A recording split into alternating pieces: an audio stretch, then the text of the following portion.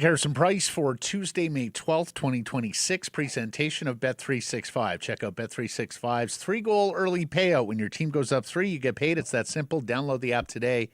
Must be 19 plus. Please play responsibly. Matt Sekeres virtually alongside Blake Price, who joins us from Minnesota, where he's calling an MLS game tomorrow night. Irfan Ghaffar of DFO Insider and Rinkwide Vancouver in studio with us. Nation Network studio. Mike Rogerson hitting switches, conducting things alongside intern Elijah Ford. Well, quite a morning in Canucks land. Quite a morning. Stuff is happening in Canucks land.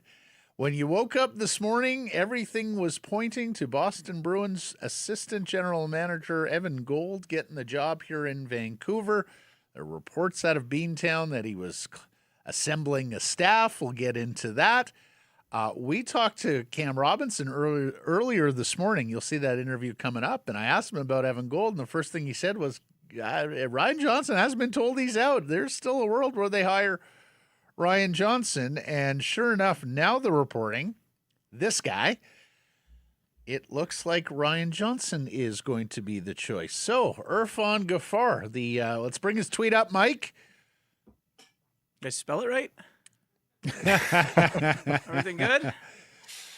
Irf tweets that Ryan Johnson has been offered the job to be the next head of hockey ops. Can't see a situation where Johnson is going to turn it down. The floor is yours, sir.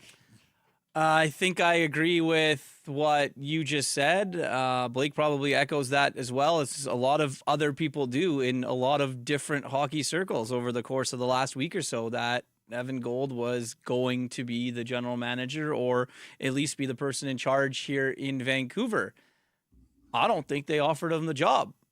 I really don't. I think that it got to a point where maybe even yesterday, guys, I think that Evan Gold still thought that he might be the general manager of this hockey team. So whatever happened between yesterday and today, obviously was in favor of Ryan Johnson. And at some point today, Ryan Johnson was offered the job. I assume he is going to take this job. I assume that, they're now going to negotiate and Ryan's going to get a raise in salary, a brand new title, new office, everything and all of that. But when it comes down to it, it's a story that we may never know, to be honest, as to what exactly did happen and where things, if they went wrong, they went wrong, or if this was the direction they always were going to go, they went. But it just screams to me that like I had said it on this show, I think as well, the longer it went, the less and less likely I thought it was going to be Ryan Johnson. So, yeah. But here we are, and I think now it's Ryan Johnson. Let me just ask this. Is it possible all the reports and insiders got this wrong, that Evan Gold was never as close to being the Canucks head of hockey operations or GM as it sure sounded even up to this morning? It was a lot closer than Pierre Dorion, I'll tell you that. But I think when you look at what happened, if he's in the final two, he was close. Yeah. Right? He was in the final two. He was being interviewed again. The Twins now, with their new job, I don't know if they had another interview with him over the weekend, but they obviously were involved in the process here a little bit as well.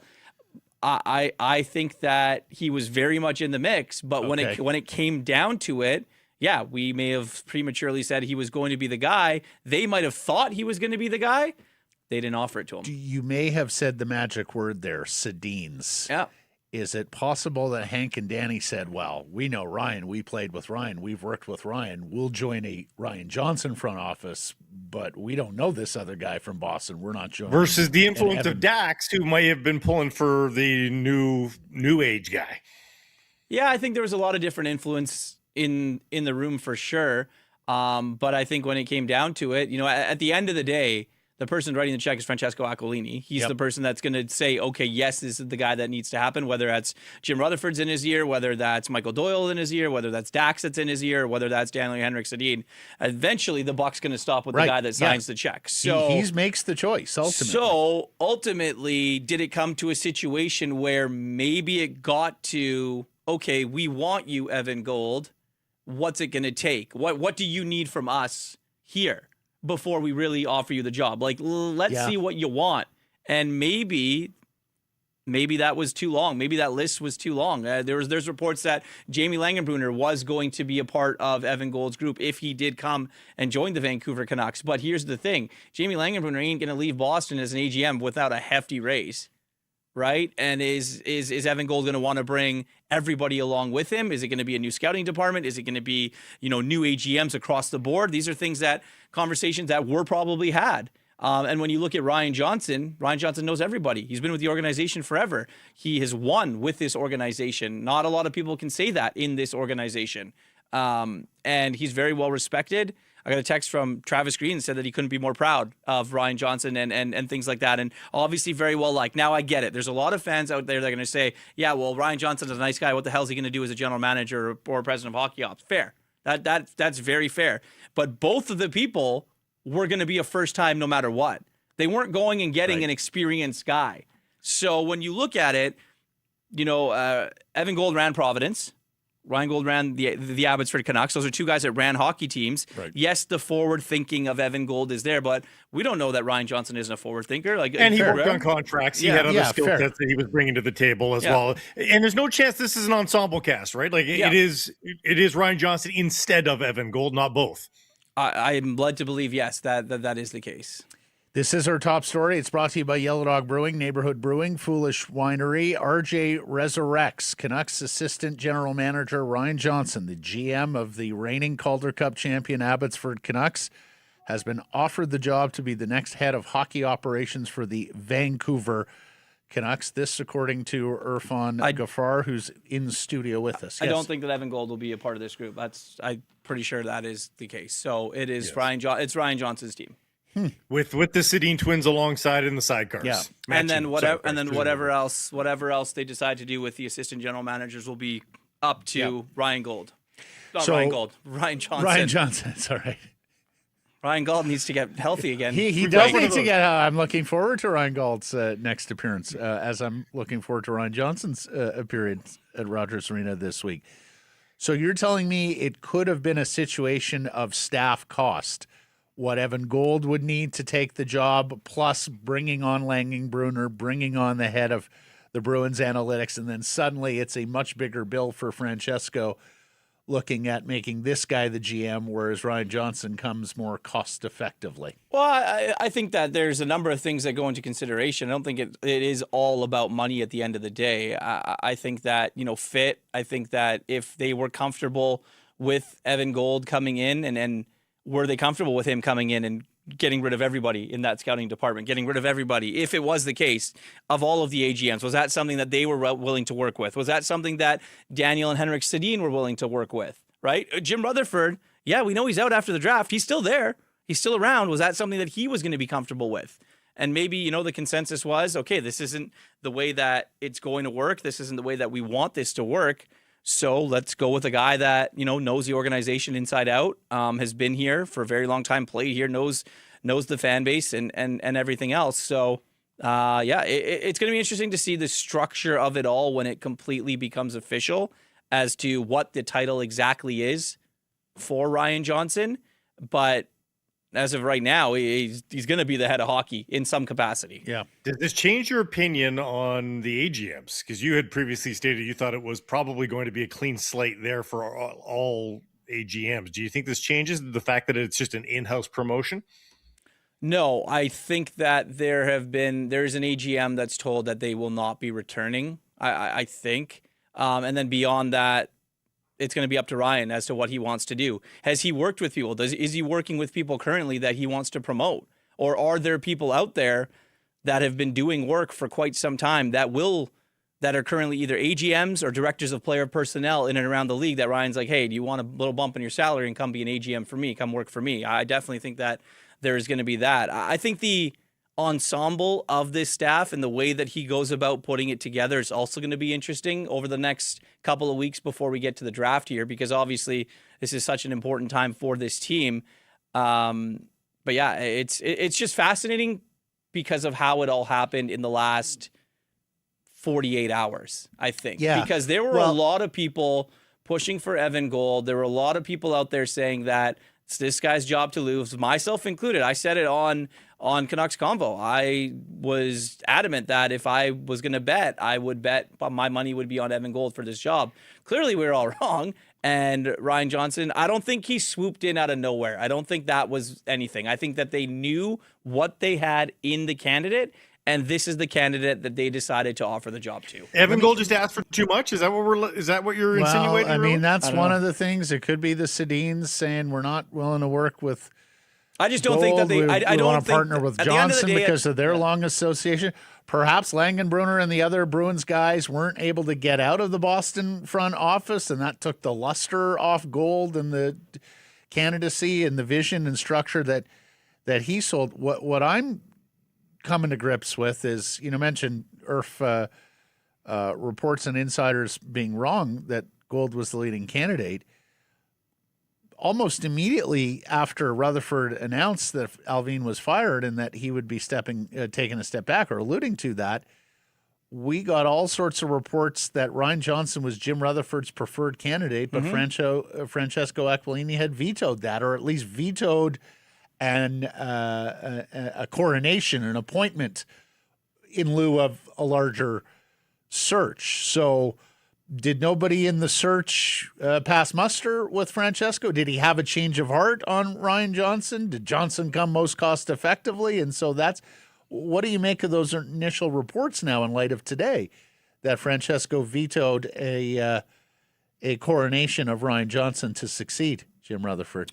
Or Alvin, as the case may be. I don't think he vetoed it. Obviously, he has the job, so clearly it's something somewhere changed. And no, but do you think Francesco had an open mind throughout the process? Yeah, I do. Okay, I do, and I think that this was a thorough search. When you heard of the 15 to 20 candidates being talked to, when you heard of guys being flown in to be talked to and interviewed and have lengthy conversations of up to 3 to 4 hours, and they wanted to get this right, and it was going to be a slow burn until they got this right. Well, this has been really slow because as of yesterday, we all thought that it was going to be the other guy.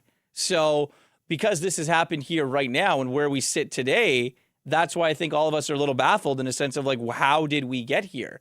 Both strong candidates. I don't know who the final five are. Obviously, they were all strong in their own right, but these final two impressed them enough to get to this point, and only one of them got the job offer at the end of the day.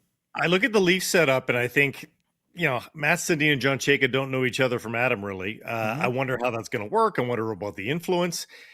If it is Ryan Johnson, guys, I can't help but think the Sedin twins are going to have a voice in that room. Like, I have no doubt about that. They know each other. Like, the Sedin twins' voice will matter to Ryan Johnson. They have known each other for years. They've worked now off the ice in their post-playing days together for years, in and around each other at the very least. The Sedins are going to have a voice here. And if it's Evan Gold, I don't know that they are necessarily as heard as they are in this scenario. No, and I think that, like Ryan Johnson, they've put in the work. Like you just mentioned, they did the drives to Abbotsford to go skate in player development. They were at dev camp. They were doing the things that you were supposed to do in order to move up in a company or move up in the organization here. But let me say this. This is about building an organizational structure here. So at some point, Jim Rutherford is going to be gone. So your head of the snake is Francesco Aquilini. You're going to have Daniel and Henrik Sedin, whatever job that they have, and then it's going to be Ryan Johnson. And then it's going to be the AGMs and then trickle-down effect to the coaching staff and the players. They need to build this organization, and Ryan Johnson needs to surround himself with people that I think should have some experience that are going to be able to go into these meetings and in these rooms and make tough decisions. I think that there are a lot of decisions that are going to need to be made about this current roster that are tough, some serious conversations. And is Ryan Johnson, and clearly that they feel that he's the confident one to go and do that. This isn't about building a team to go win a round next year or get to the second round a couple of years from now. This is organizational structure, so at some point you're going to be able to compete for Stanley Cups. Wow. Well, quite another day, and as the Canucks turn here, let's just recap how we got here. We put Irf's tweet up. Elliot Friedman this morning, there were a couple of indications from him that this might be Ryan Johnson. He was on a Toronto radio show where he said, the one thing I'm hearing is that there's momentum going behind Ryan Johnson in Vancouver. I'm starting to think that Ryan Johnson has a good shot at being the next head of hockey operations. He followed up with, we will see where this goes over the next day or so, but hearing momentum is moving in Johnson's direction for it. Nothing is done until it's done. Needless to say, that's true, but that's the latest. Even this morning, there were reports out of Boston that had Evan Gold assembling a staff for the Vancouver Canucks, that the Bruins executive was cobbling together help from loyalists in that Bruins front office. Here is Jimmy Murphy of RG Media. It appears that the NHL Bruins could be experiencing a mass exodus from their hockey operations staff if current assistant GM Evan Gold is hired as the GM. Mike, I'm not sure if we have the visual there, but Murphy points out, per the aforementioned sources, Gold will bring fellow Bruins assistant GM Jamie Langenbrunner and longtime Bruins director of analytics Jeremy Rogalski to Vancouver as key members of his staff. Quote, the Bruins hockey ops staff is about to get raided, one source told Murphy. There were whispers that this was going to happen when it looked like Gold was getting the job in Toronto, and now it's almost a done deal that if Gold gets hired by the Canucks this week, he's bringing Langenbrunner and Rogalski with him. Jimmy was not alone in Boston with these reports. Here's our old friend Joe Haggerty. A lot of chatter Bruins assistant GM Jamie Langenbrunner would join fellow Bruins assistant general manager Evan Gold when he is hired as the new general manager of the Vancouver Canucks. Would make sense for the two to team up and use their differing skill sets to run a team. Irf, one of the things that we kicked around yesterday, that if Gold was getting the job and bringing Jamie Langenbrunner, was Ryan Johnson redundant? Like, was Jamie Langenbrunner effectively the Ryan Johnson role? And I do wonder whether the Canucks were considering that. Maybe here's another possibility at how this turned, and just went, boy, we really don't want to lose Ryan Johnson. I think that, and I think Elliot floated as well, and I 100% agree with this. I think that if Evan Gold was going to be the head of hockey here and he brought in his staff, that the Nashville Predators would have come in one more time and asked for permission to speak to Ryan Johnson. And I think at that point, the Canucks would have said yes. And to your point, Matt, yes, they probably were afraid of losing this guy. Yeah. Well, they put a lot of time into him as an organization, and we've talked about it. He goes back 3 regimes, hired at the tail end of the Gillis regime, went through the Lyndon Benning regime, and then most impressed Jim Rutherford in this latest regime, and saw him move methodically up the organizational hierarchy. So Ryan Johnson, as the leading candidate, according to Irf, has been offered the head of hockey operations and doesn't see a world where Ryan Johnson, who would be a first-time GM and the 13th GM in Canucks history, would turn that down. Irf, one last thing for me. How much does this change the compass of the Canucks organization in terms, and you know, analytics still 15 years down the road from when we first started talking about them, still, you know, top of mind for a lot of people. I think people had come to grips with, okay, Gold's the analytics guy. Not that Ryan Johnson's close to analytics, but that's sort of the perception. Does this preserve a little bit more of the status quo with how this organization thinks? Does it mean they're more inclined to keep Manny Malhotra or promote Manny Malhotra? I think people were ready for just widespread change if it was Gold. Is there more status quo now? I think with the way that things went this season, we all sat here and said there's absolutely no way that we can run it back with everybody. Like, it just doesn't work. It's not going to. There's no path to success with the same people. Now, Ryan Johnson has been in the organization, but he's not the same people. I don't know how he ran the Abbotsford Canucks. I don't know how much they were involved in their analytics with their own team. I mean, clearly he did something well. They won the Calder Cup last year, right? So I think when you look at it, before we all say and get the pitchforks out for this guy, you got to let him see, right? He's going to be a first-time GM or president of hockey ops in the National Hockey League, as would have Evan Gold. Now, Evan Gold, obviously smart, speaks well, interviewed well. Everyone has something good to say about him. But a lot of people have a lot of good things to say about Ryan Johnson as well. And that's just not from here in Vancouver. These are from other parts of the National Hockey League. The Nashville Predators wanted to speak to Ryan Johnson about their vacant GM job. Clearly, they liked what he had to offer or would have offered their team. So the Canucks, when they extended and ripped up Ryan Johnson's contract and gave him a new one, they did so by saying, you know what? You're a guy that we really believe in.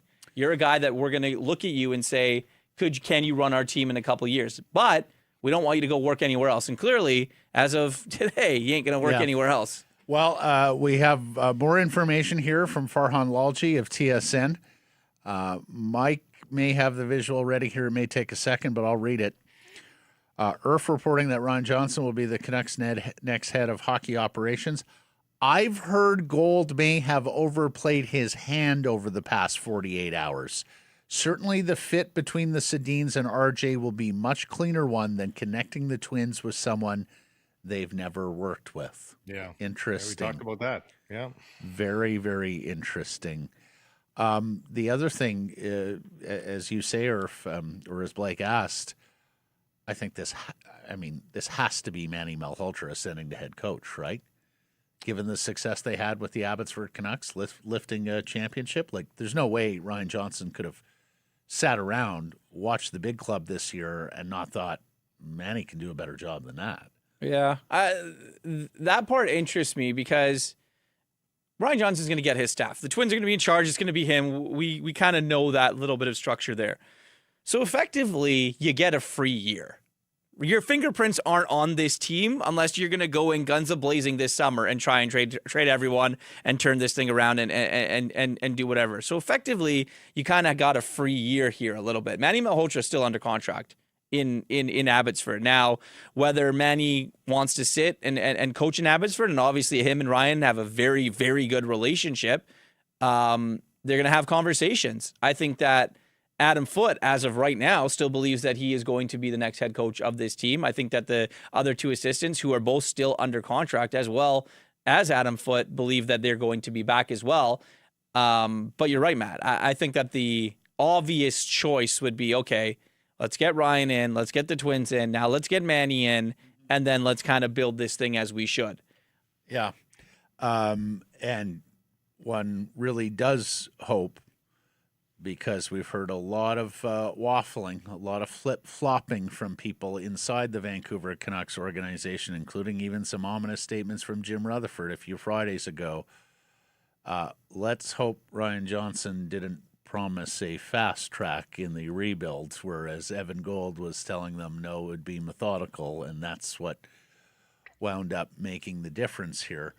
That's the dangerous part about having an analytic, like a regarded analytics guy versus a guy that is merely accepting of analytics like RJ. Like, he's going to get painted with that brush. I agree, Matt, but I don't know that it's fair at all. Yeah. Again, though, I mean, this front office has wanted the rebuild to be over before it even started, and have been proven wrong and fools at every turn. But so everybody knows if they want to get to contending status, this is going to take some time. Please tell me this isn't another example of a Francesco yes man saying, no, this rebuild can be done quicker, and I'm the guy to do it. You're saying no? No, it's fine. No chance. You think Ryan Johnson knows this is a long-term process? Yeah, because Ryan Johnson is smart enough to look at this team and say, there's absolutely no way I can go and and rip this apart and bring it back and take us to the playoffs. It's just not going to happen. I don't doubt he is smart enough. Yeah. No, I don't doubt he's smart enough. I don't think he did that. But I think he's also smart enough to know the answers that will resonate with the boss, and that might distinguish him from the other guy who's interviewing and doesn't know the boss quite as well. I'll say this. I know for a fact that the ownership knows that it's going to take at least 5 years to get this thing really right if you do it properly. I've been told that. I've said that on record, that they know that this thing's going to take some time. Now, Ryan Johnson, who knows this team probably better than Evan Gold, comes into the equation and says, here are the moves that I think that we need to do. This is where I think that we start this rebuild. You've already started it with Quinn Hughes. These are the other things that I think that we need to do. And maybe there was a plan there, and maybe things were different.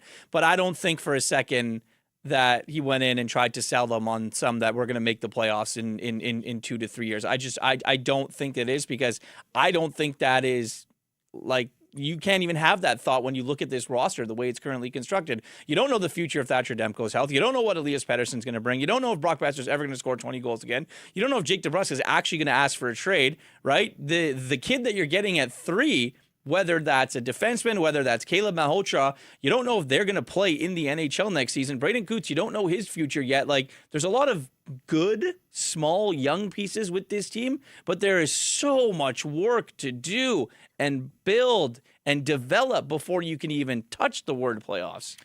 Yeah, there's more reporting coming out now out of Boston. Let's get back to Jimmy Murphy of RG Media, who has updated. He just, this is 10 minutes ago, wrote, I stand by my report that he, meaning Evan Gold, was very close, but something happened in the last 24 hours. Murphy goes on to say, there's still a story here, though, when it comes to the NHL Bruins. This is the second time Gold was close to taking an NHL GM job, and the second time I was told Jamie Langenbrunner could go with him. Is there something going on with Bruins hockey ops here?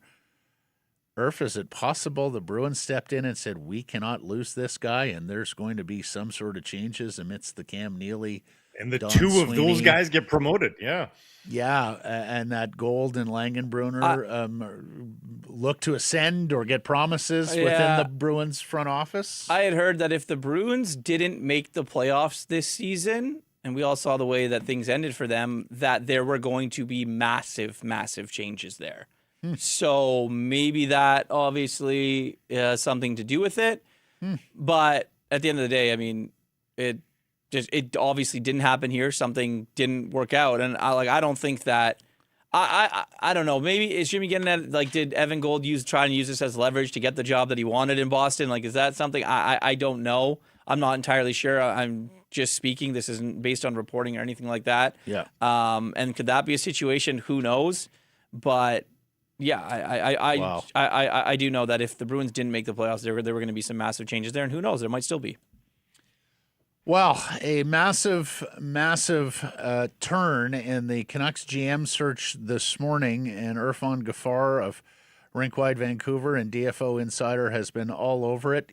He came running from an appointment to join us in studio. Blake, he didn't have his laptop with him, so he wasn't able to join remote. I would have had to be right here if you guys were I was there. going to say, I was going to do it on my phone like this. Cannot thank you enough, buddy, buddy. coming on in and making time. That's Irfan Ghaffar with the latest on the Vancouver Canucks GM search. Blake, just yesterday I was praising them for such good process. I sure hope this was still good process. Never a dull moment. I mean, now. Without the details and without truth serum, I don't know that we know if it's good process or bad. I mean, you do have to stand up for what you believe in. You can't be desperate on your end of things either. Like, this could have played out any myriad of ways. Did Golden Langenbrunner get too big for their britches? I mean, it is possible that they became demanding and the bloom came off the rose. Yeah, but you say that. I'm just saying it's possible. I can't help but feel the Canucks got the ball to the 1 yard line and something happened. But when you say too demanding and too big for their britches, if you were not prepared to give your new head of hockey operations, regardless what the title is, GM, president, what have you, free reign to construct his own front office, then you were doing this wrong. If your idea was, well, we're going to hire this guy, but he's got to keep all the existing staff, or he's got to keep the guys we tell him to keep, and no, we don't have money for him to bring in his AGM and his director of analytics and all that, then you're doing this wrong. That's penny wise and pound foolish. Yeah, we don't know that that's the case. But no, it's I one of the don't. possibilities. No, we don't, Blake. But this is what I'm saying is that is par for the course when you're hiring someone in this position. Like, Well, look at the you're timing not of it here, hiring a Matt. middle manager here. A middle manager saying, "Oh, I got to bring this person. I got to bring that person. I got to have my executive assistant. Yeah, you get to a point where the organization goes, really? Like, for this position? But you're hiring the most critical person in the organization. You're head of hockey operations. I have no evidence of this, but I'm only looking at the timing here, Matt. Yesterday, we learned that the Sedins have accepted a more prominent job. Today, Evan Gold appears to be out. Yeah. Is it possible that Evan Gold is like, I don't want the Sedins. I don't want them looking over my shoulder. I've got my guys. I want my guys. That's possible. It's also possible the Sedins said, well, we'll join with RJ, but we're not joining with a guy we don't know. So that could work both ways. It could be, as Murphy is now alluding to, a potential of Bruins complication. They stepped in with some fear of loss, didn't want to see a valued senior executive, potentially 3 members of the front office, exit. But if it is Ryan Johnson, I'm going to go back. I mean, it has to be Manny Malhotra as head coach. You would have to think, given the success that they've had together. Mm-hmm. Does that mean it's not going to be Caleb Malhotra at number 3?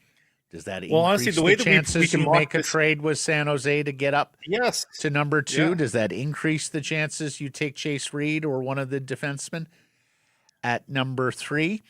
And then thirdly, and again, you can call me Chicken Little here, Blake, but I sure hope that with his dream job on the line and the possibility of being out of work, being cast aside, that Ryan Johnson didn't write some checks here that he can't cash with regards to the term of the rebuild and how long it's going to take.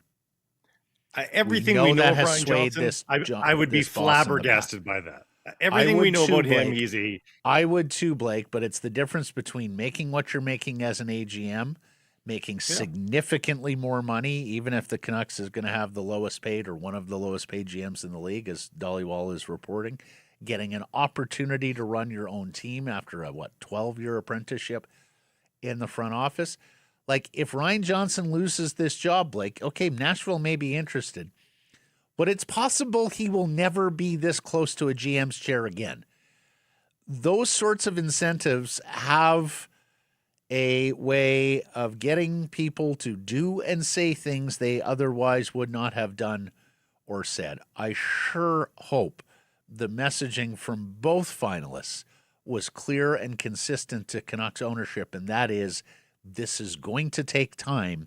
We have to be beyond the day that this organization has lived for the last 12 years, and that is trying to take shortcuts to fast-track a rebuild. I sure hope we hear that out of RJ's mouth if and when he's introduced as GM. In your scenario, you're purporting then that Ryan Johnson, like, I'm saying it's a possibility.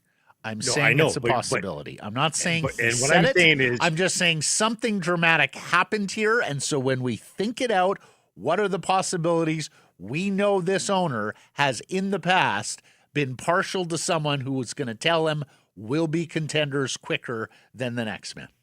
What I'm saying is, to make that true, Matt, Ryan Johnson will have had to have watched the Jim Benning processes, and Jim Benning promising to win. I can do this. I can salvage this. He watched Patrick Allvin say, I can win. I can do this. I can salvage this.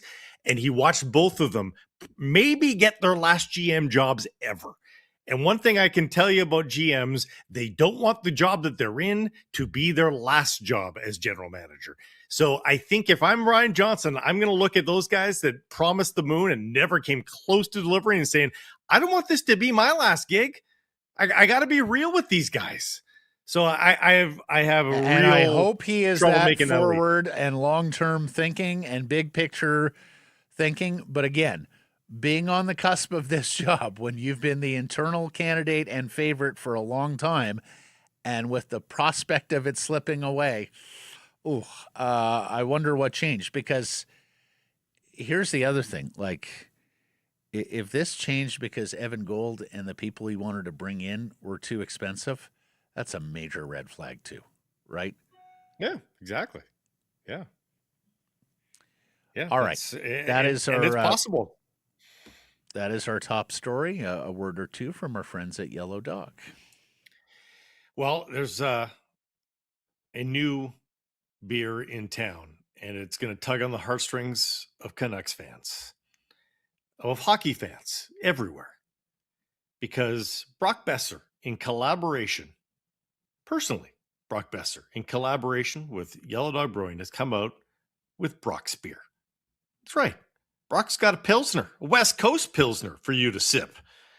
Brewed in collaboration between the two sides. It's got a smooth, modern edge, got some hop expertise, bright and snappy. You'll love it. It's easygoing, but confident, just like Brock himself. It's the kind of beer that shows up ready to play. Go check out Brock's West Coast Pilsner from Yellow Dog. Our poll question today, and second day in a row when we've fired a couple of poll questions in the morning based on the ever-changing news around this file. Ryan Johnson over Evan Gold. Right choice. You can vote yes. You can vote no. Do so at the Sekeres Price X and YouTube channels. Blake, answer me the poll. I mean, I think they're both great candidates. And remember when we asked which one do you want, was it on Friday, I believe, it was 50-50 effectively. One side won out, I forget who, by a couple of percentage points, but it was very close. They both got a lot in the pros column and a few in the cons column. I could say yes if the names were flipped and it was Evan Gold over Ryan Johnson. I think I would say yes then too. I don't really have a preference because we don't know until we know. So I'll say yes, but I don't know that I was anti anybody here because they both bring a lot to the table. Well, for the sake of argument, I'll vote no. As I mentioned yesterday, when all signs were pointing towards Gold. I found myself inclined to a young first-time general manager based on who has recently won Stanley Cups. I felt myself inclined to someone who had a business and academic legal background because I think this is a very big job, which is going to involve revamping the front office, changing the culture and mindset of this organization from the ownership suite all the way down to the dressing room, although not the Abbotsford Canucks dressing room because they did just fine last year under Manny Malhotra. And look, I really like Ryan Johnson as a person. I think he's smart. I think he has served an appropriate apprenticeship to be on the verge of one of these jobs. I'm just really scared that he is buying of this culture, because it has wrought nothing but rotten apples over the last 12 years. I wanted fresh eyes. I wanted a fresh voice for this big Canucks job.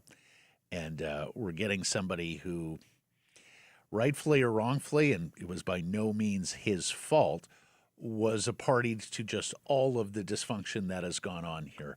I will be most interested to hear from Ryan Johnson how he feels about not just the dressing room culture that Jim Rutherford so panned in his last media availability, but the organizational culture, top to bottom.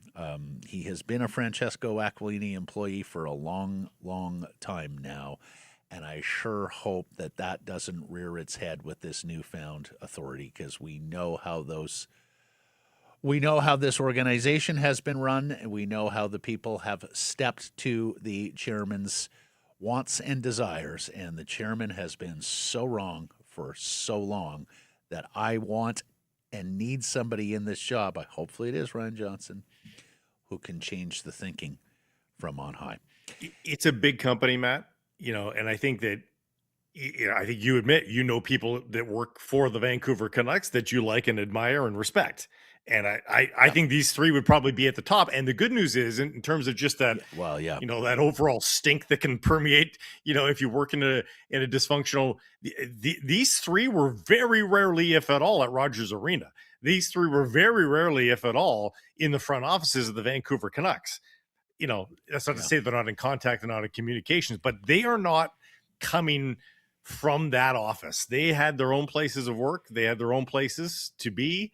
And I think that distance means something to me, that they weren't part of the groupthink of the previous front office. So I still think it's fresh. Well, I hope you're right. I hope not actually being physically in the building buffered them from everything that's happened here, of course, because they would have worked hand in hand with the Canucks staff, coaching, front office, scouting, right? Even being in Abbotsford, they would have had exposure to all the different things in Canucks sports entertainment business world. But yes, I hope you're right, Blake, because there's a way of doing things and there's not a way of doing things, and the Canucks have been the latter for more than a decade. And that'll be the first challenge that Ryan Johnson has to face, is virtually everything we've been doing is wrong. I have to set a new course on so many different files within the organization. It's a very big ask. Think about when Rutherford and Alvin came here, coming off the heels of the disastrous Jim Benning regime. I thought, you know what? Hey, if ever there was a time to get adults in the room, if you will, a guy who's won a cup, a guy who's built a couple of different, I thought it made sense on paper to bring those two guys in. And it was another unmitigated disaster. So it's hard to know what the right approach is.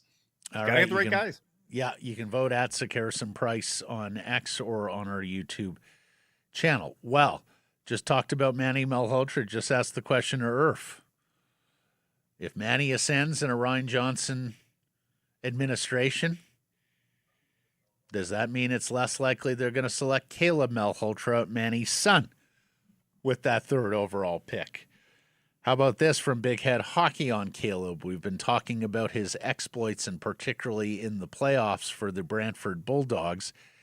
This is every draft-eligible OHL player who led their team in playoff points, minimum 3 rounds in the postseason, over the last 11 years.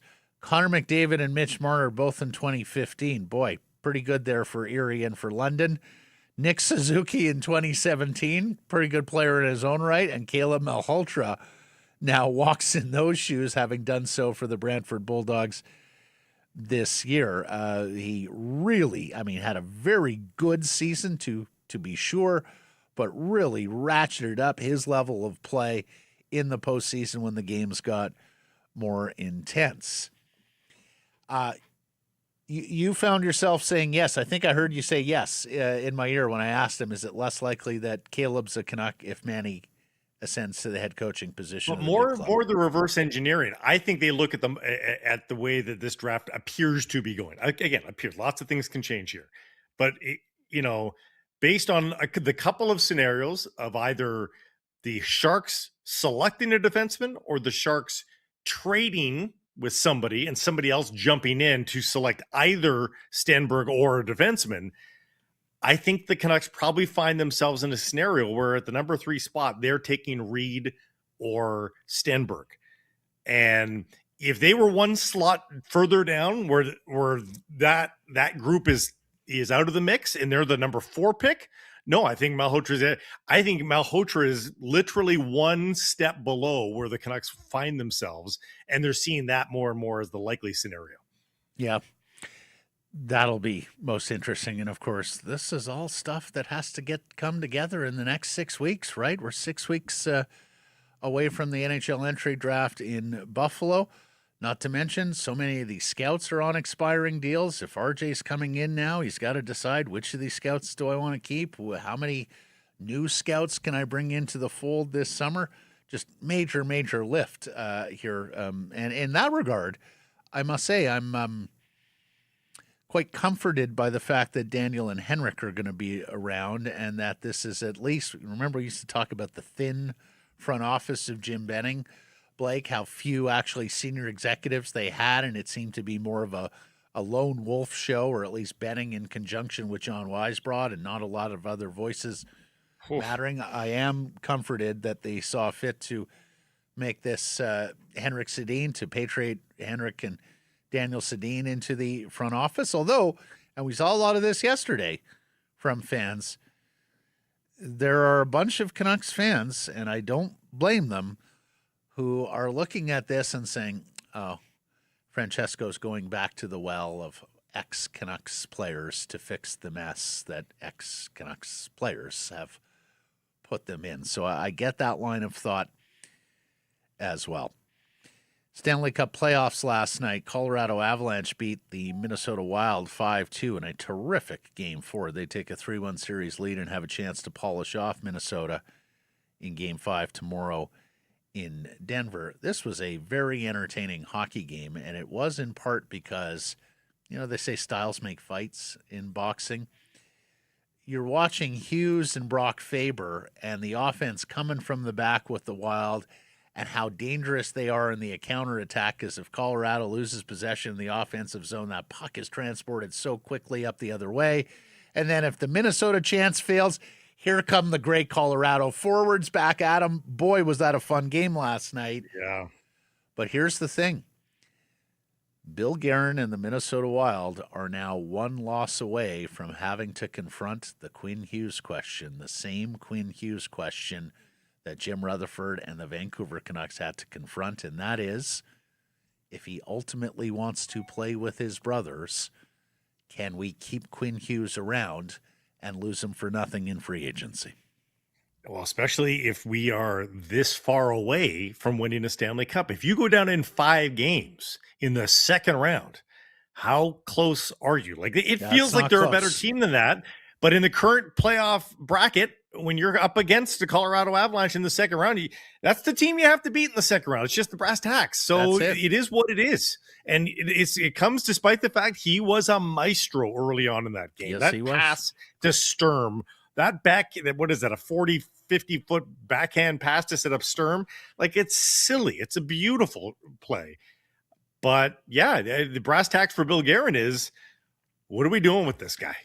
Well, I can tell you, if you go out in Game 5, you got 5 wins. You need 16. So you're 30% of the way to a Stanley Cup. That ain't close. Yeah.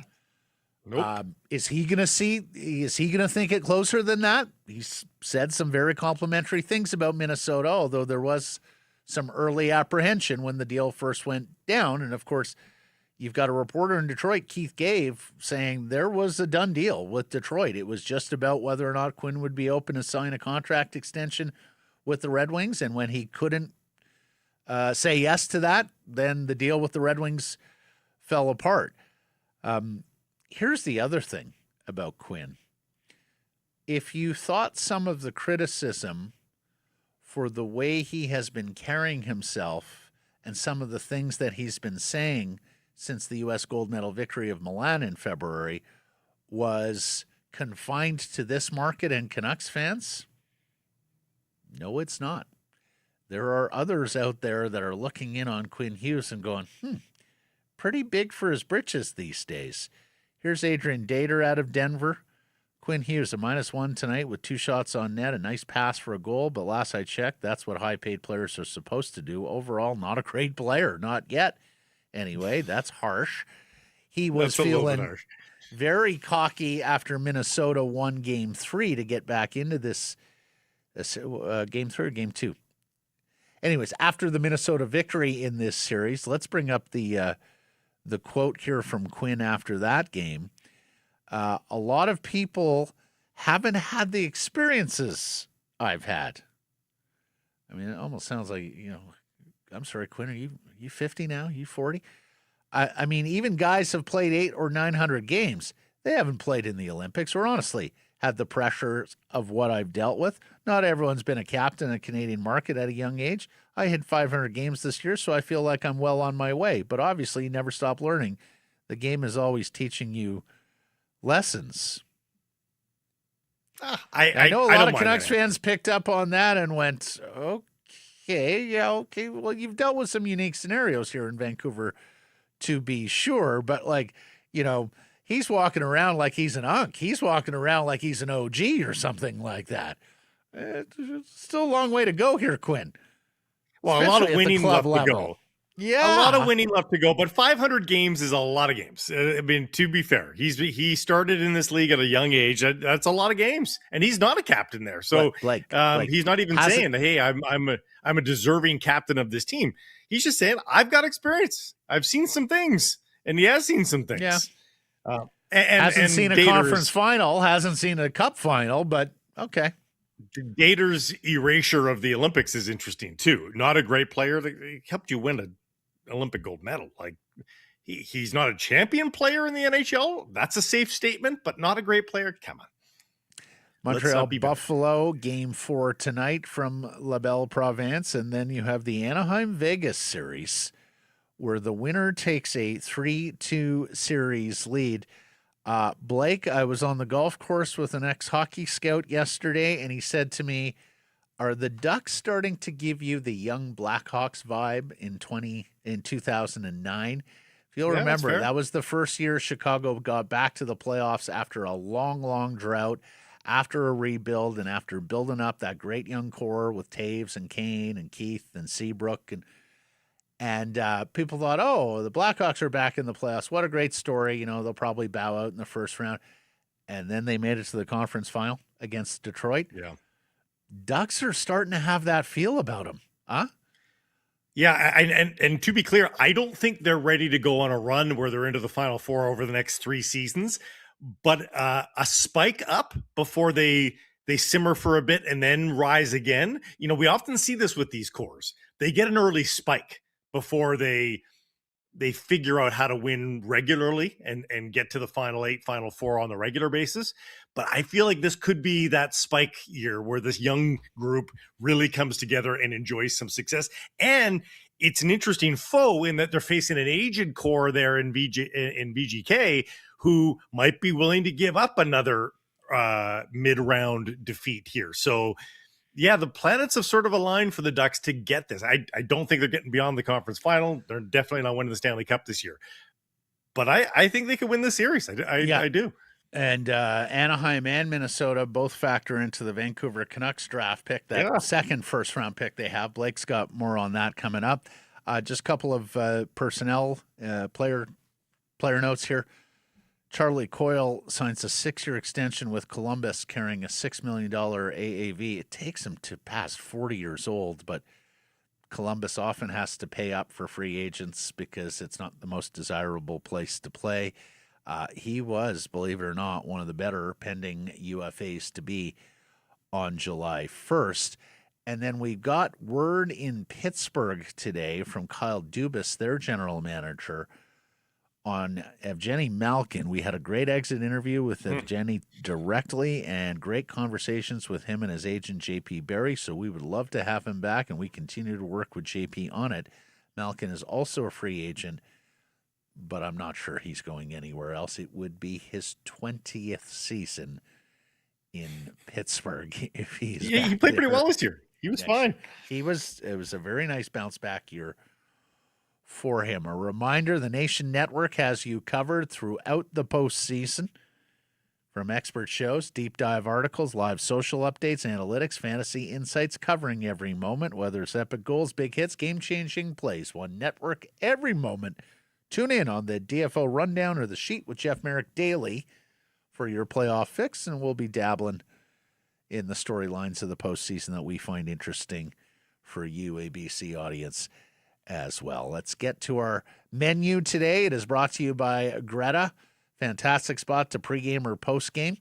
You are mere steps from the arena or the stadium.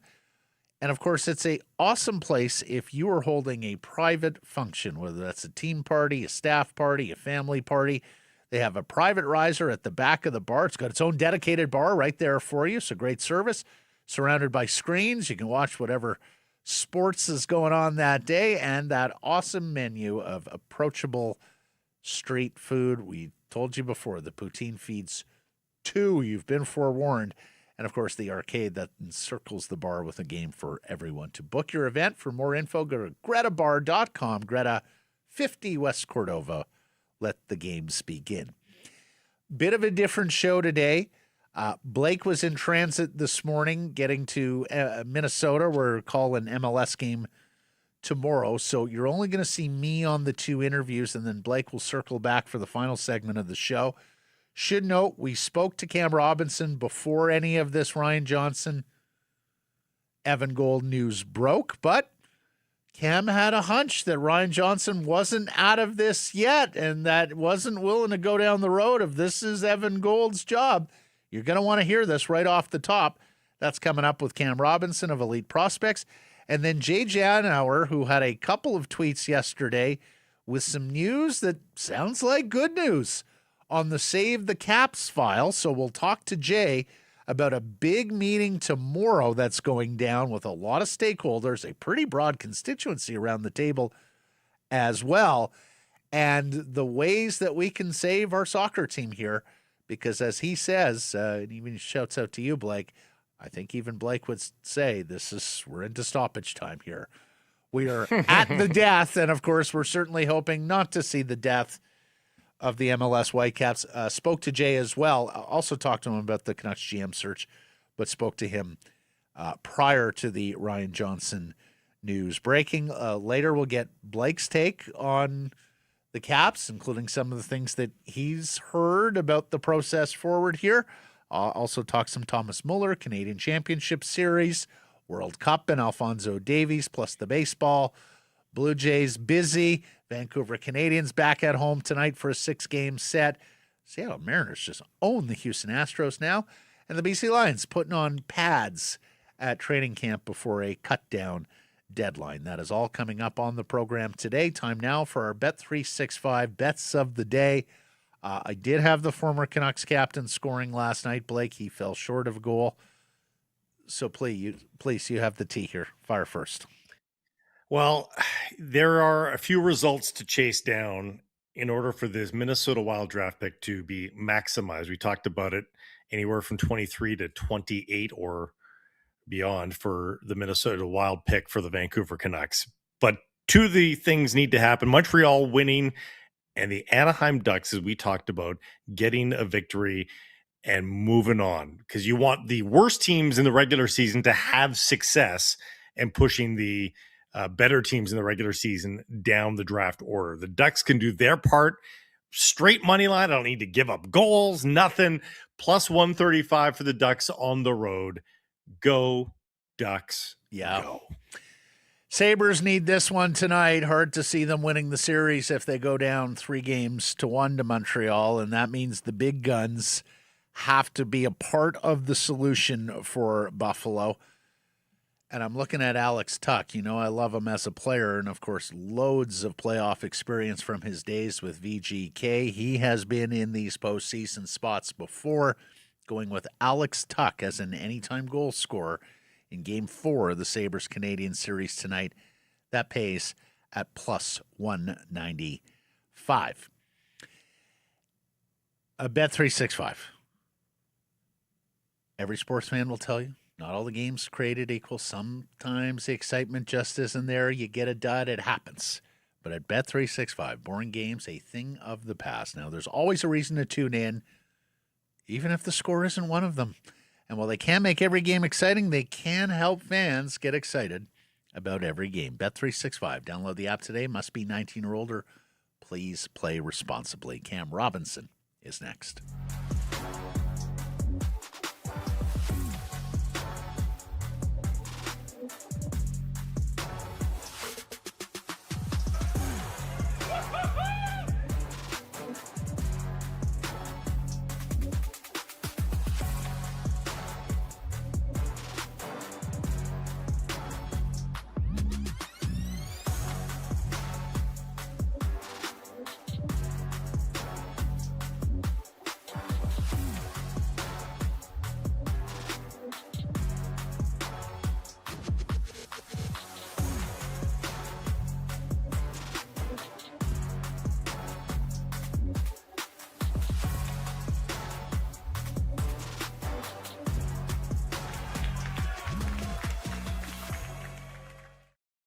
So here's some price from the historic Wall Center. This next segment brought to you by the Nation Network in special collaboration with the CHL. Proud to launch the debut episode of a new series, Beyond the Crest. The first episode features the Kitchener Rangers, who are about to punch their ticket to the Memorial Cup. It's a 6-episode series going beyond the ice, deep dives into the community, culture, and people who make junior hockey what it is, from state-of-the-art facilities to the vital role that billets play. This is hosted by Jeff Merrick, and we've been telling you about it. He's made quite a round there. Kitchener is the lead episode, but upcoming episodes on Kelowna and the Rockets, the Penticton Vs, the Everett Silvertips, and others. You can catch these episodes on the Daily Face-Off YouTube channel. And someone who knows a whole lot about junior hockey is our next guest, the director of everything at Elite Prospects, who is joining us on a milestone birthday. Happy birthday, Cam Robinson. Thank you. Thank you. Yes, yes. Another year gone by. A few more white hairs in the beard. Just hit a big number today. Oh, a milestone number. Oh boy, yeah. 20 seems old, hey? Yeah. That's right. That's right. Yeah, yeah. 20's the new 10 or something like that. Sure, something like that, right? Yeah. Thank you for making time on your birthday, my dude. Of course. All signs pointing towards Evan Gold here, the Boston assistant general manager, taking over in Vancouver. What do you make of it? Gosh, I know that all signs keep pointing to that. I know that like the media, like a lot of fans and media, like I keep checking in and I keep getting told RJ has not been told he's out. I think that, honestly, I think at this moment in time, my assumption anyways, from the people I'm speaking to, which are team sources and agents and other applicants in different jobs, is that it's likely that they're negotiating right now, that they're trying to find a way potentially to have both. I think that there could be something going on with the Boston, like how, I tweeted it out there yesterday too, is like, is Boston really going to let both their AGMs and their head of analytics walk out the door? Like that kind of personnel dump does not happen, especially when 2 out of the 3 wouldn't be moving for promotion. So is there any way that like this offer for Evan Gould could be leveraged into getting him a better position? Could Sweeney move upstairs and they shift things around in Boston? At this point in time, I think we're very, very close to the finish line. And I know a lot of people are fully expecting it to be Evan Gould. And I'm one of those people where I think that it's likely to be there, but I don't think we're ready to say that it's not going to be RJ. That I still think that there's a world where this could be RJ in the driver's seat anyways. I don't see a way where they keep both and it's Evan Gould ahead of RJ. I don't think that's going to happen, but I think that we could see both as long as RJ's got the better title. And I do think that there's a world where he could just end up being the GM still too. But if we want to get in specifically into Gold, I don't know him personally. I haven't met him. I've talked to loads of people about him. Obviously, respected guy, very smart. He has the law degree, he has the MBA. His duties with the Bruins. He kind of has that tag of being like a capologist specialist, an analyst, but, he does work in the contract negotiations, arbitration prep, all those kind of big things. I think he has some input into pro scouting and roster planning. That there has been of late some criticism levied towards how the structure in Providence has been going. And some of that blowback has started to kind of smear onto his reputation a little bit too. I think that there's been some players that don't want to go to Providence. I think there's some players that are turning it down. I think there's been some issues down there. And so that's something to just keep in mind. And I'm sure the Canucks have tracked that as well too. But generally speaking, pretty much everyone I speak to speaks highly of him. I do wonder if, just again, not knowing him personally, but talking to people and them talking about his personality, if he would be the absolute best fit to handle the media relations in Vancouver, compared to someone like Ryan Johnson, who I think is very familiar with the audience, with the market, with the people there. And he's just such an extremely personable guy, right? Like everybody speaks so highly of him too, and his personality and his EQ. Yeah. So let me just ask, we're asking our poll question, do you want Ryan Johnson to remain in the Canucks' new front office? Do you see that working? Would it be messy if the runner-up for the GM's job stays in the front office, assuming Evan Gold gets it. Does Gold deserve the opportunity to fill out the front office in every position as he sees fit?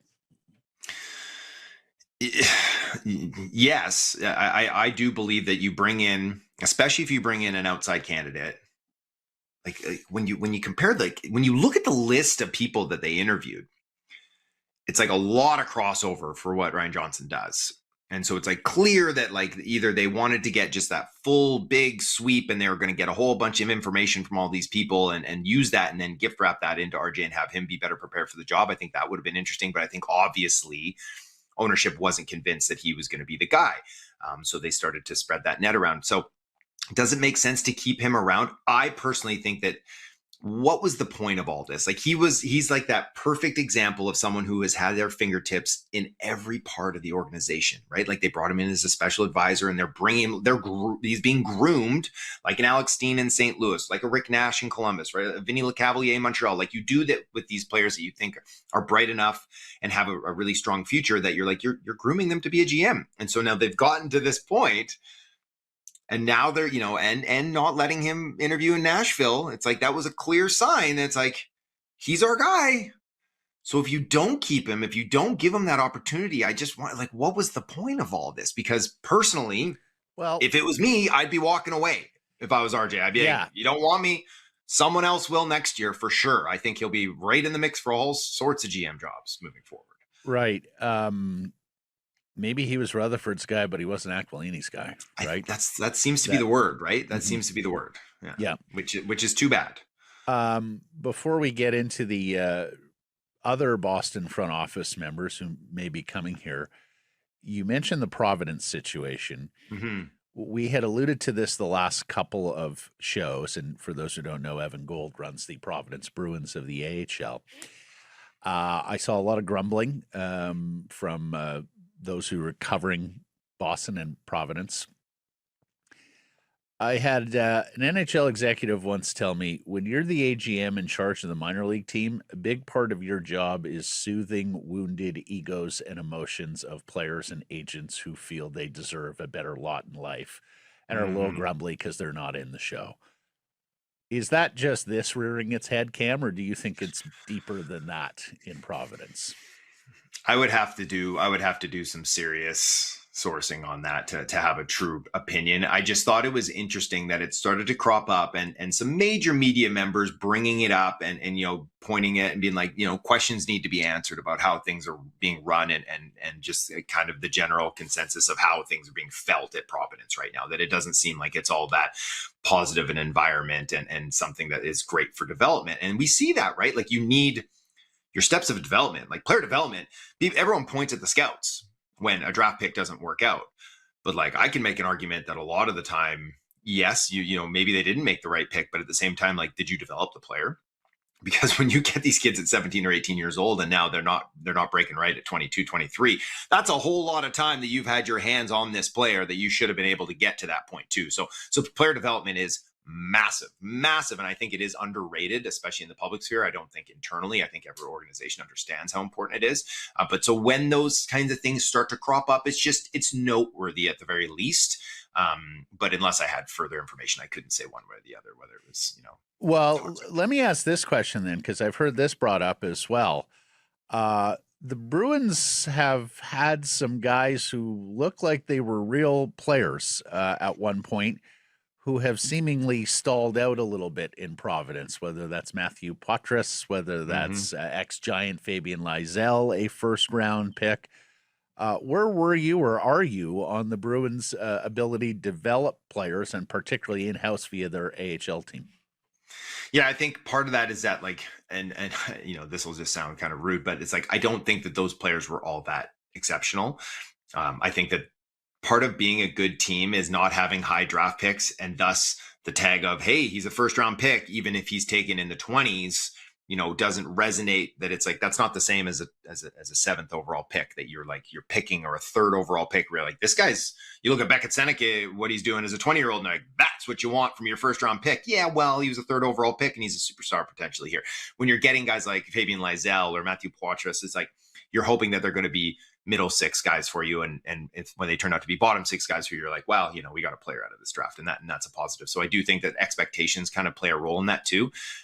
Generally speaking, traditionally, Boston has done a very good job of developing their players into that last kind of core that ran for so long. And then now we are seeing kind of a little bit more bare bones. They added Fraser Minton, but they didn't develop him themselves. And he looks like he's going to be a player. So their pro scouting is doing well, but we'll have to give it a little more probably leash once they start to get some more quality draft picks to assess how their development is. You mentioned it, but if Jamie Langenbrunner comes over, it would seemingly be a lateral move from Boston AGM.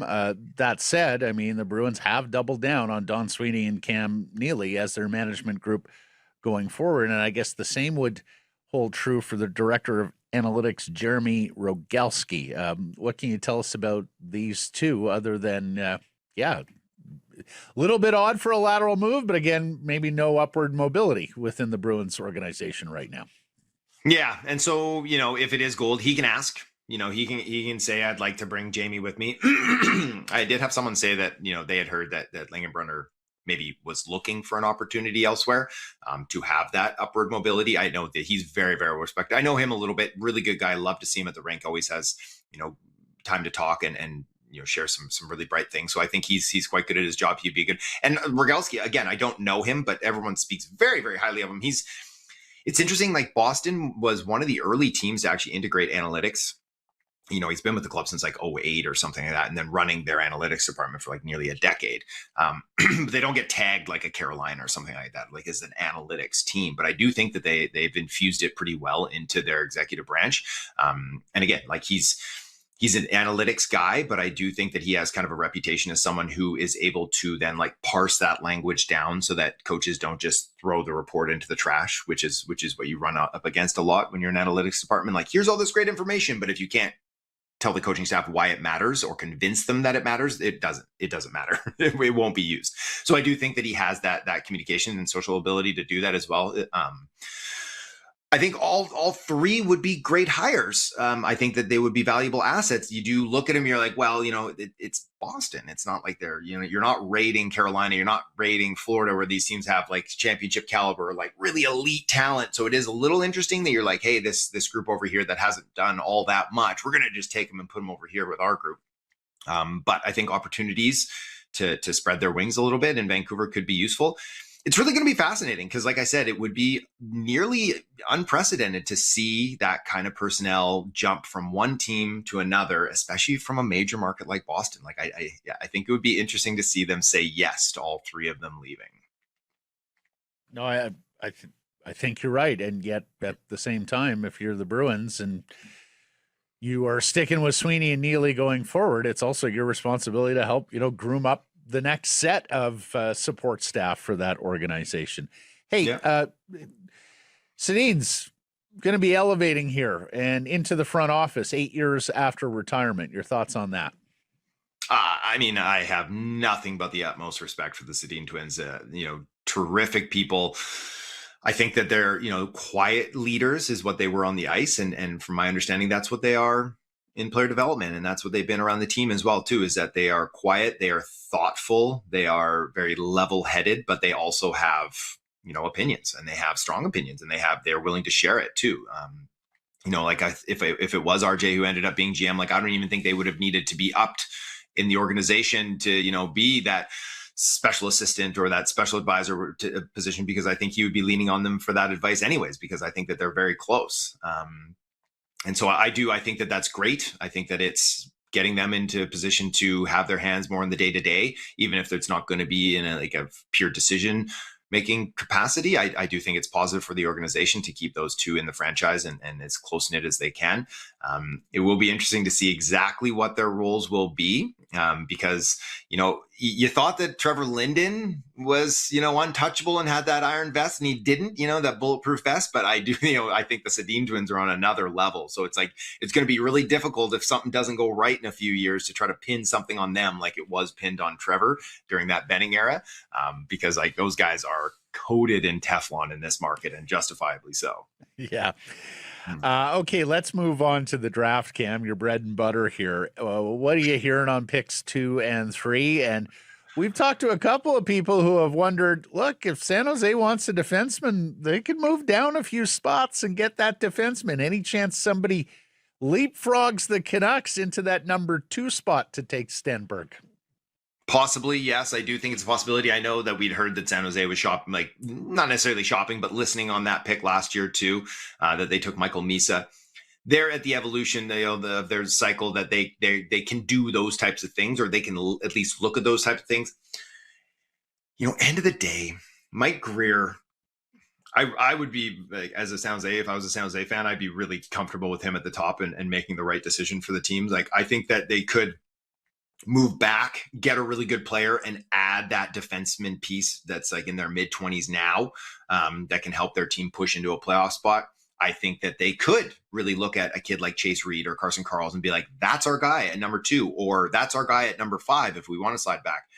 Heck, I think there's a world where Toronto could look at a kid like Chase Reed at the top. I don't think it'll happen, but I think that there's enough discourse around it. But for me to try to like spitball who's going to go where at this point, I think it's too early because, quite frankly, teams haven't finished their final draft boards. Like I put my call up for the scout poll list, and by and large, everybody has their meetings coming up, this week, next week, and the last week of May. So once that happens, and then I talked to one team, their director of amateur scouting, and he's like, yeah, we're going to do our final meeting on the last week of May, but he's like, the final list will be locked the morning of round 1. We are, remember Montreal with the Slavkovsky one, like they were literally debating it within like minutes before the pick. Right. So it's like to try to get that information now is 6 weeks, 8 weeks before the draft is nearly impossible. But could San Jose do something fun? Yes, I do think that could be the case. Could Vancouver be sitting there with an opportunity to choose between Stenberg or Malhotra? Yes, absolutely. I think that's a possibility. And what a great spot for Vancouver if that is the place.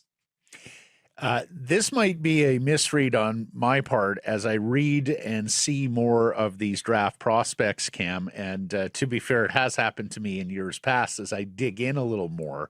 Mm-hmm. But I'm beginning to wonder if this draft is a little bit deeper than people were saying and thinking earlier in the season. It just seems to me as I go through some of the literature here, guys like Wyatt Cullen, the U.S. national team development program forward, guys like Jackson Cover, the London Knights forward, who I keep reading has just incredible skill, Alexander Coman, the Swedish center, whom we've talked about.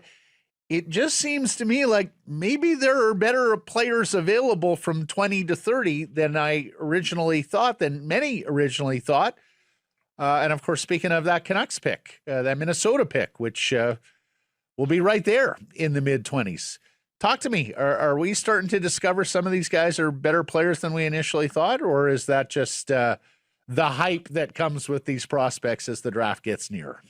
Yeah, you're not alone. I've had teams where like I've kind of been like, it's hard to fall in love with this class, and like I'm not the only one saying that. And like other guys are like, no, like you just gotta look, you gotta really like, there are guys, and like you hear that every year, but like.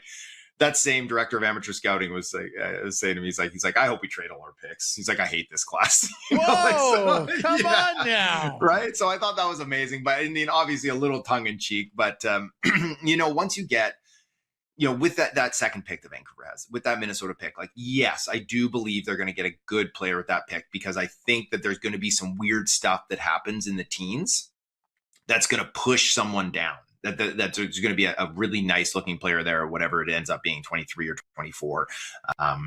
Is that I do think there's a good player, but it is, I do feel at the same time, like I'm looking at my list right now and you get to 25, 26. And now I'm looking at guys where I'm like, most years I wouldn't feel good about using a first round pick on this player. Is there upside there? A Brooks Rogowski, right? Who's 6'6" center. It's like, he's got skill.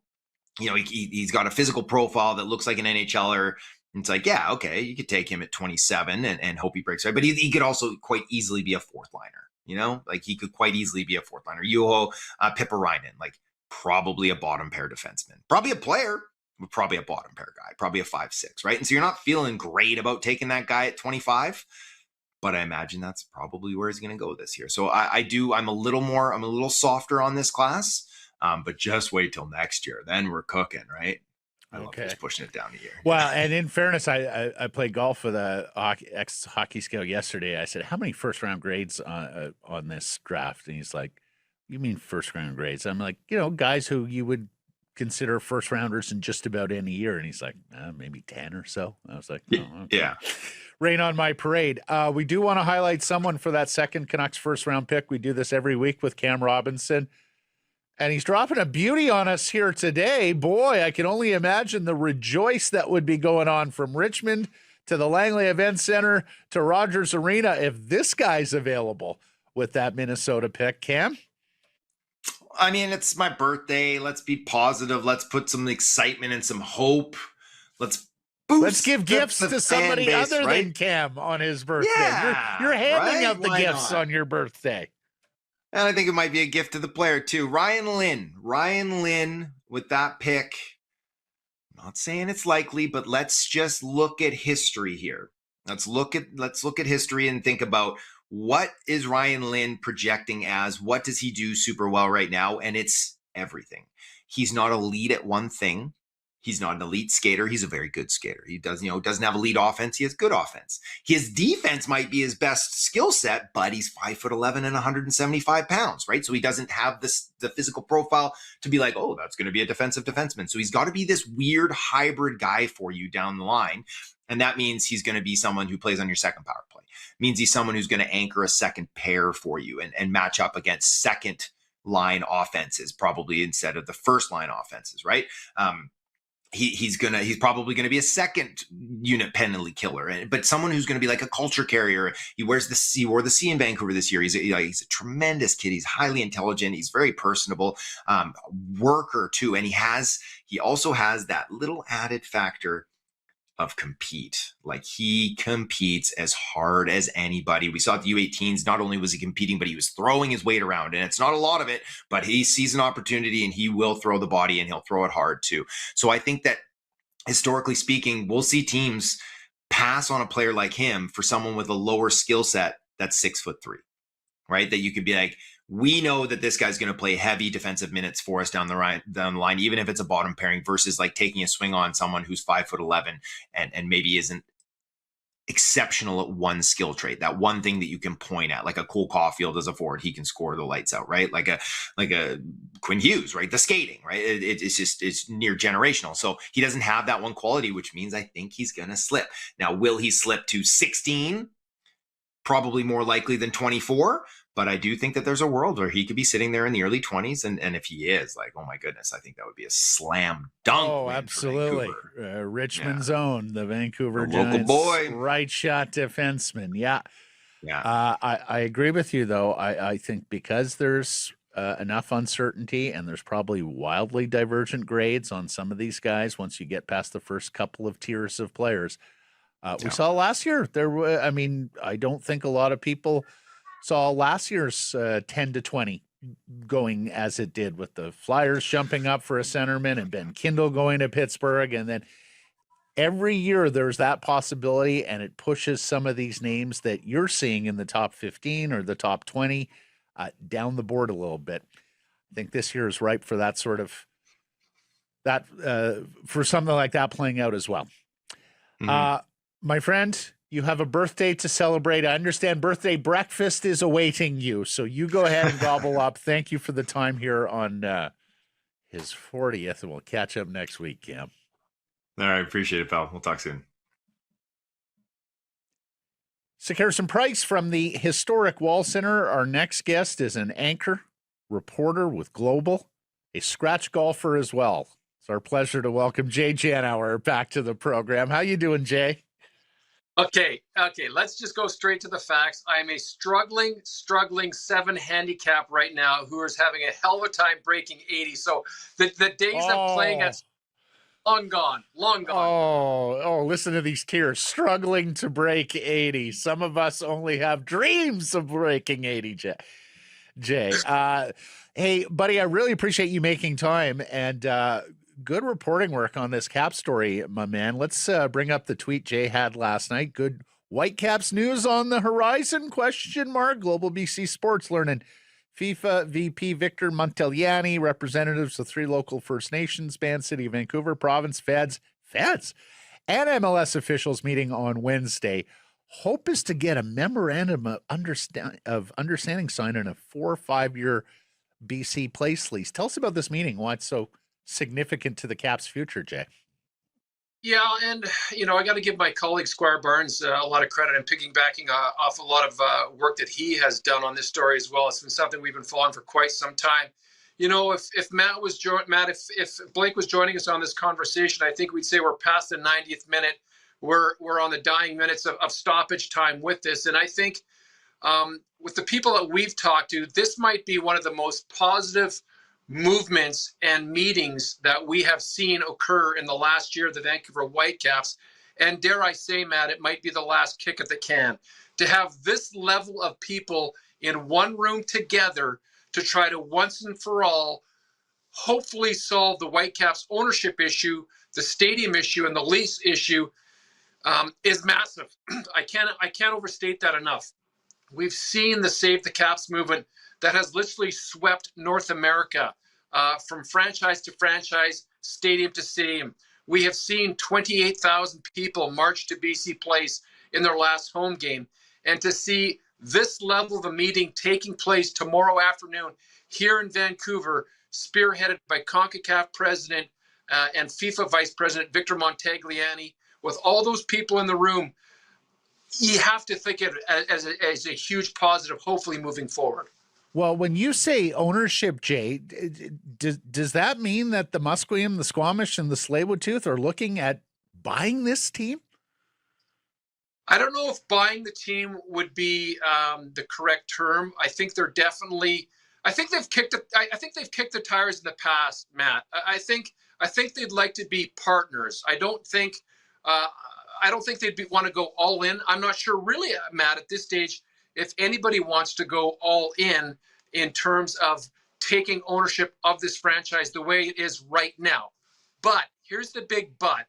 If you can finally get PAVCO and the government to loosen the strings on BC Place for a 5-year lease, what that lease looks like, are you going to give them full running of BC Place? Are they going to take over control on all the dates? Is it a partnership on concerts, conventions, all the rest of it? That should have been ironed out a long time ago. Now yes. I think this will get ironed. And if you iron all that out, Matt, then you finally have these outside interested parties who have been looking at ownership and saying, you know what? It doesn't work. This lease agreement doesn't work. There is no future under these conditions. If you can clarify within a nice 5-year lease, and that says down the road, you know what, we're going to build that new stadium, wherever that may be, you have a lot of more people who are interested in either buying total control of the Whitecaps or buying into the Whitecaps. Yeah, and I saw there's 30 different revenue streams available to MLS teams. Axel Schuster has been clear that the Caps need to see significant improvement in those revenue streams, some of them controlled by PAVCO and BC Place, as you put it. But I think you've hit on the big ones here. Can the Caps, perhaps in concert with MLS, take over operations of the stadium from PAVCO? Jay, can we finally get naming rights on this stadium? I mean, that's $5 million easy each and every year that could put into the coffers. Not to mention the other key one that you mentioned, because Don Garber has brought it up so much, MLS commissioner, preferred dates and more dates to be able to play home games at BC Place. I think all of that is significant.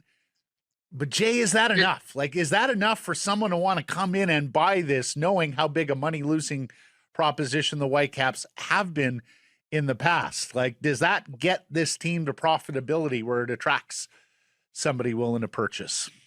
I think that's a very interesting question. And for me, Matt, there's two big questions. First and foremost is, what does that lease agreement entail?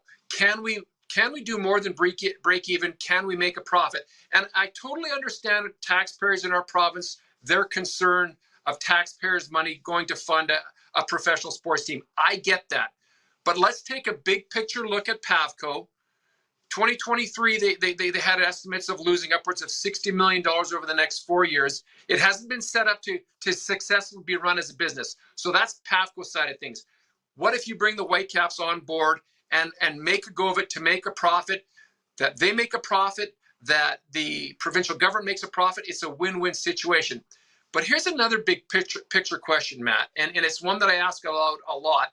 When I look at Major League Soccer in itself, not many franchises turn a profit in the league. What happens when Lionel Messi retires? How does the league look?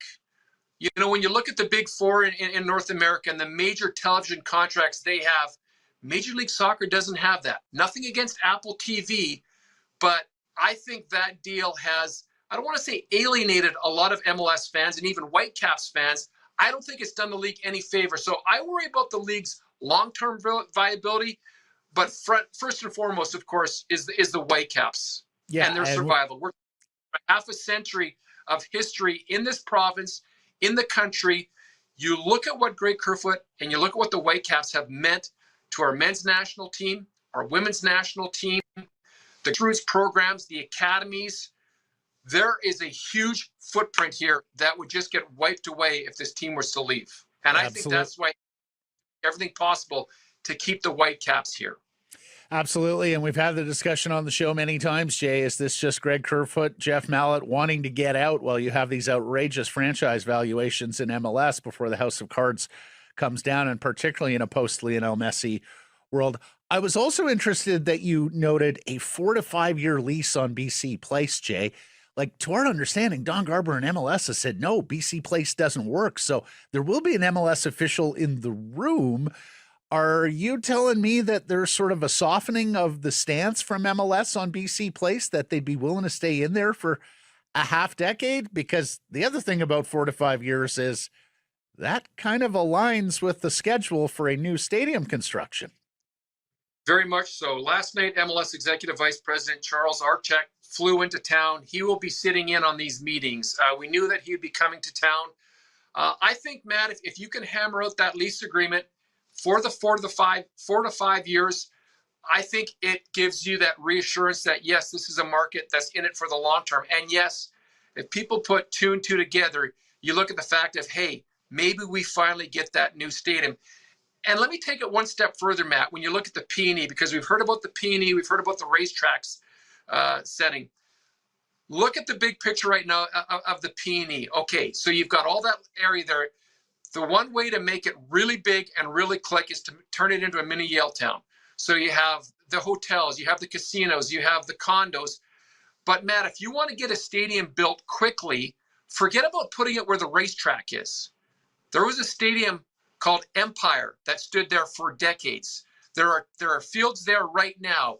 You know that location is geotechnically safe. And I'm not a big engineer, but if you wanted to speed up the process, that's one way of doing it. And I also think by having that 5-year lease, that it really puts a lot of balls in motion and gets more people involved on the residential side who are big on the development, as of course the First Nations who have the casino license at Hastings right now.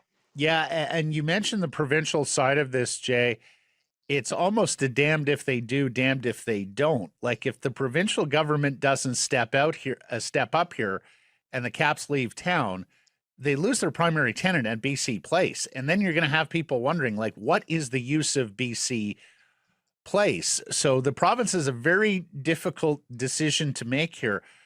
Blake and I have mused about, do you sell off the land of BC Place to help finance something at Hastings Park? Like, are you going to have to justify it to taxpayers and say, okay, at least we're bringing in some revenue in this stadium do-si-do and just relocating where our football and our soccer teams play going forward?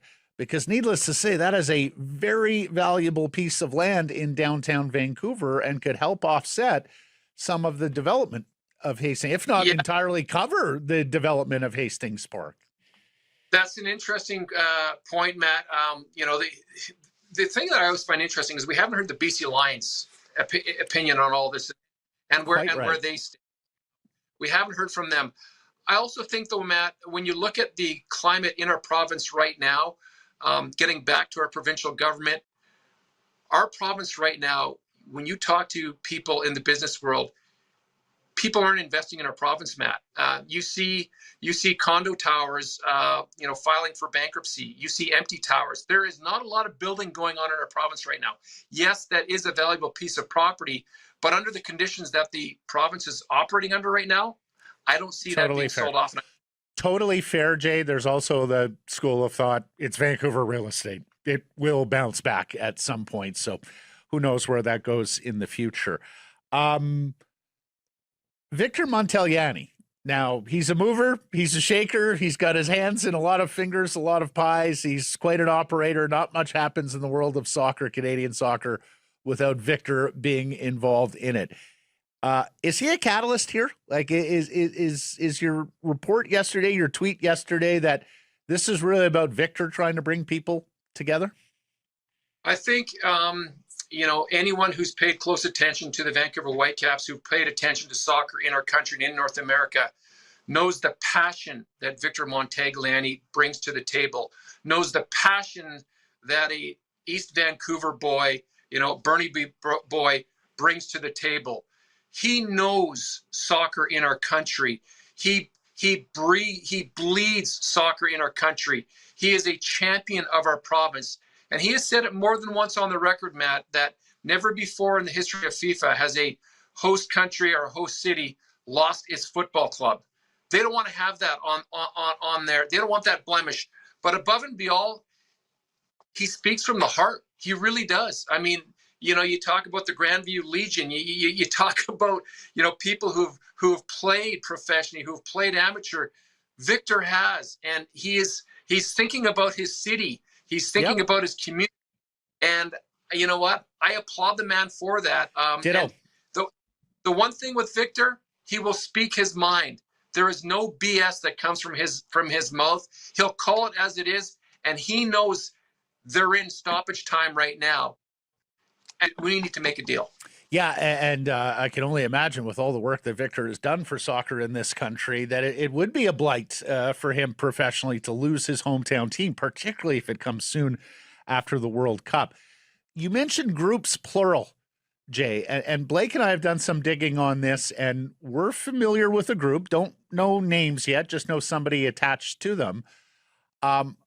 I'm almost getting the sense that you've got a lot of the moneyed people in Vancouver who are coming together to look at this, a communal effort to see if there's something that can be done at that wealthy class with people, bonding together to save this club. What can you tell us about groups plural beyond, as you mentioned, the First Nations and their interest in partnering?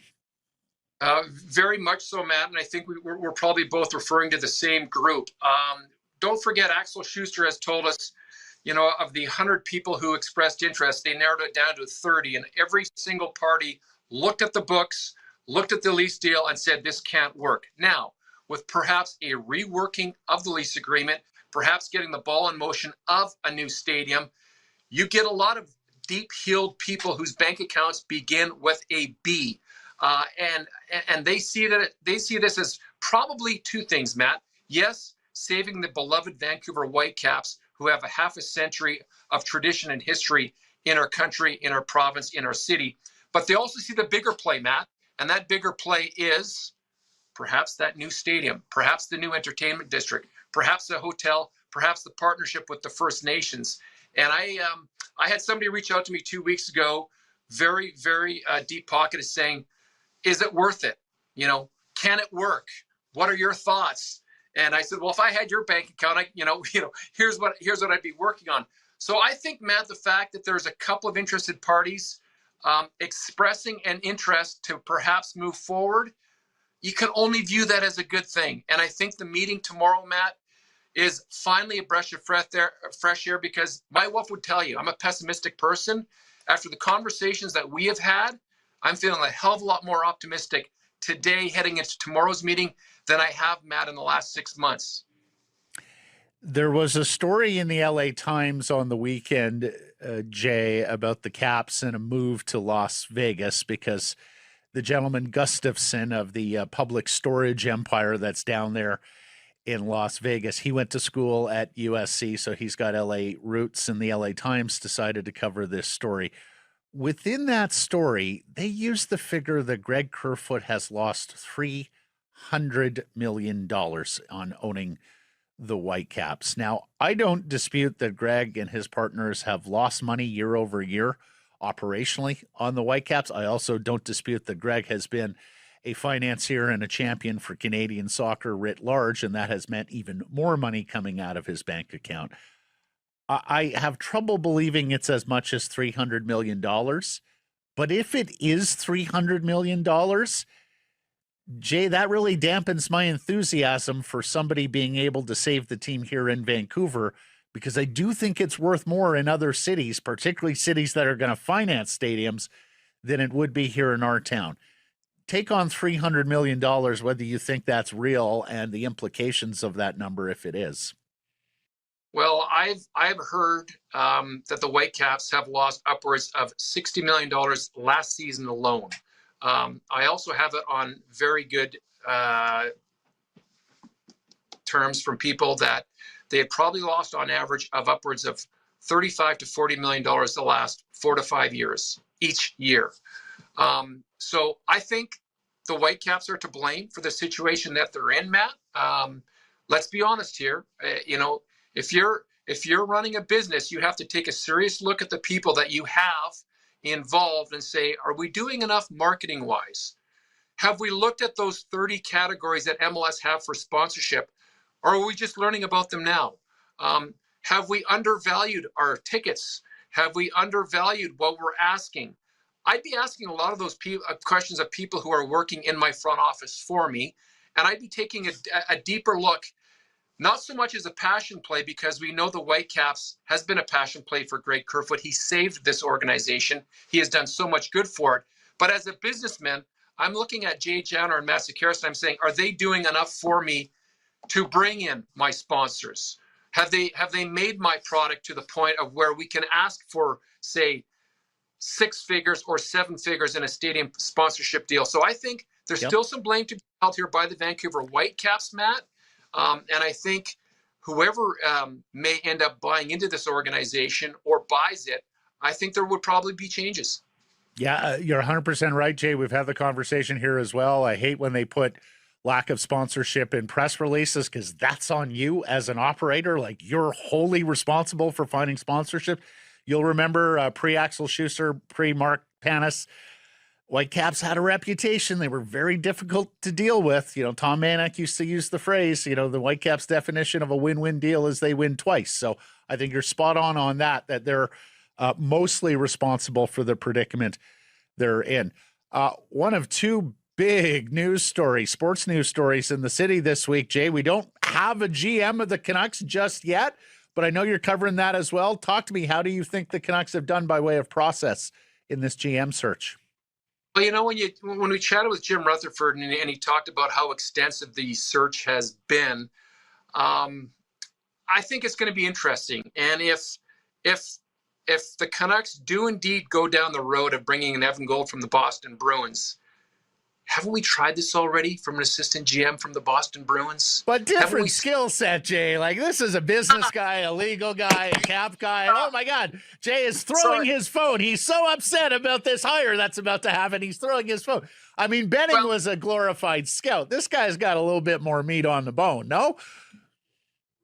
Yes, but I don't know if it's going to sell with this fan base. And the guy that I really feel for is Ryan Johnson. I look at Ryan Johnson, and he probably would have been my hire before Patrick Elvine, in all seriousness. Yes, you could point to the Abbotsford Canucks record this year, but, I mean, they were so decimated by injuries. I look at Ryan. I think he knows the game from top to bottom. I don't think he would be a bad hire. But and he may still be hired, Jay. Like, he could, at the time we record this, we don't know. It's looking like Gold, but also he may stick around in some capacity as well. I hope he does. I'm glad that the Sedins are going to be taking a larger role with the Vancouver Canucks, because, Matt, every week I'm at the rink, I see what they do with the people on the ice, how they deal with them, how they go about doing business. But, Matt, I've got to be 100% honest. This ownership group, the way they go about doing business, and I'll give them credit. They love, Francesco is passionate about the Vancouver Canucks, but I just keep on seeing it doing the same thing over and over and over again. And until big things change, I don't know if we're going to go down, a different road. Because let's be honest, this organization is long overdue to go down a different road. We've seen this over and over and over again. The suffering has to end for Canucks fans, and the only way that happens is by going down a different road. I hear you, and we have a lot of fans saying the same thing. Okay, the Whitecaps meeting tomorrow. Do you know where it is? Or are you on stakeout duty tomorrow, Janower? I know it's going to be in the afternoon. Okay. We'll keep you posted. I suggest you tune into the NewsHour tomorrow night. Watch Global tomorrow. Yeah, absolutely. And you've got a new stakeout partner, right? Trevor Henderson? He's hung up his camera? Longtime Global cameraman Trevor Henderson, after close to 40 years on the job, officially retired last week. He was just in here. He handed in his pass. Handed in his Trevor's heading to greener pastures. He'll be on the golf course shortly, my friend. There you go. So a new stakeout partner for Janower at tomorrow's big meeting, where he won't tell you where it is, but he will tell you they'll have coverage on Global. Buddy, great hit. Thank you for the time here and terrific reporting work. Look forward to catching up here soon, Jay. Appreciate this.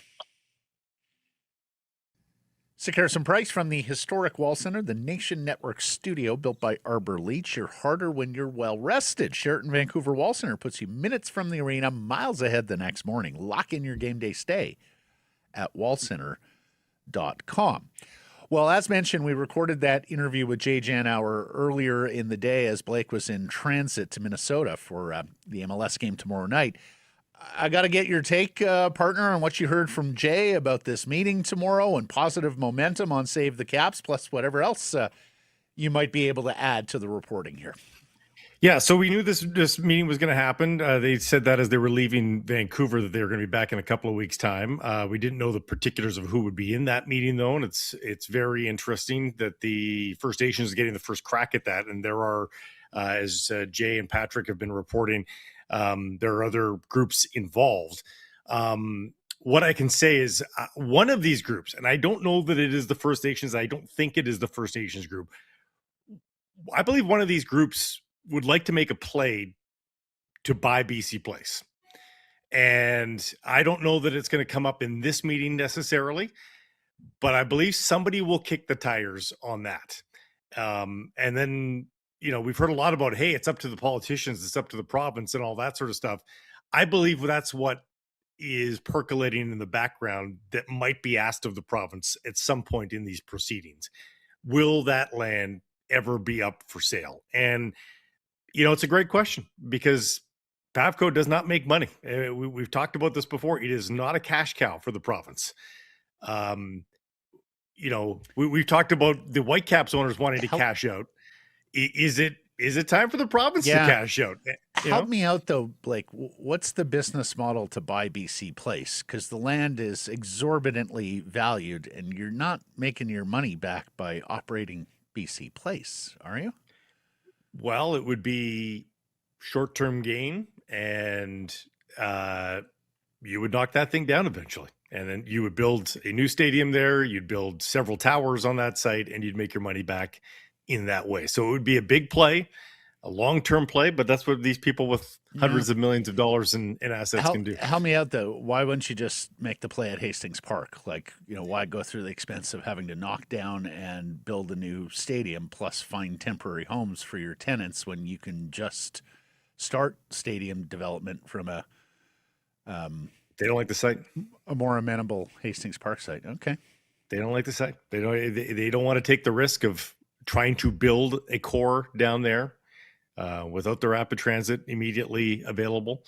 Yeah. And they see this as a chance to get super prime real estate and have a jewel in the heart of the city. So again, I don't know that that's this group. In fact, I'm inclined to say that it's not. but that is percolating within one of the groups is to make a play for the stadium. Well, I must say that the meeting involves 3 levels of government, because the feds are apparently represented too, that it involves Victor Montagliani, who of course has ties with CONCACAF and FIFA and is, Canada soccer's biggest mover and shaker, and that all 3 First Nations bands are involved. Does feel some optimism for me. As I asked Jay, Blake, a 4 or 5 year lease on BC Place, like, is MLS and Don Garber willing to wait out the stadium that long? Like, they've said BC Place is not they viable. are. That I can confirm. They are okay staying. I mean, by the time the I's are dotted and the T's are crossed, we are talking 5 to 7 years before this stadium comes to fruition, I think. So the league and the team, I believe, are willing to, as long as the process is in motion, they don't care that there's years left to be at BC Place. They know that you can't snap your fingers and make a stadium erect out of the out of the soil. So they understand that. But the second part of that is, even if you were to max out all the revenues, like the significant improvement that Axel was talking about. So let's say you get to operate BC Place.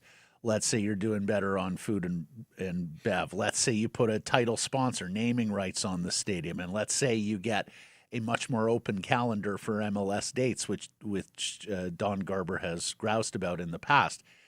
Is that enough for this ownership group or a new ownership group to want to keep sticking around BC Place for 4 or 5 years? Because, if that report in the LA Times that they've lost $300 million, Kerfoot has, as Jay said, if they're losing $30 to $60 million a year by playing in BC Place, that's a whole lot of ground to make up. And whatever you're buying the caps for and whatever you have by way of liquidity to develop a stadium, then you just got to add all of these losses for another half decade onto the pile, and just makes it more and more expensive.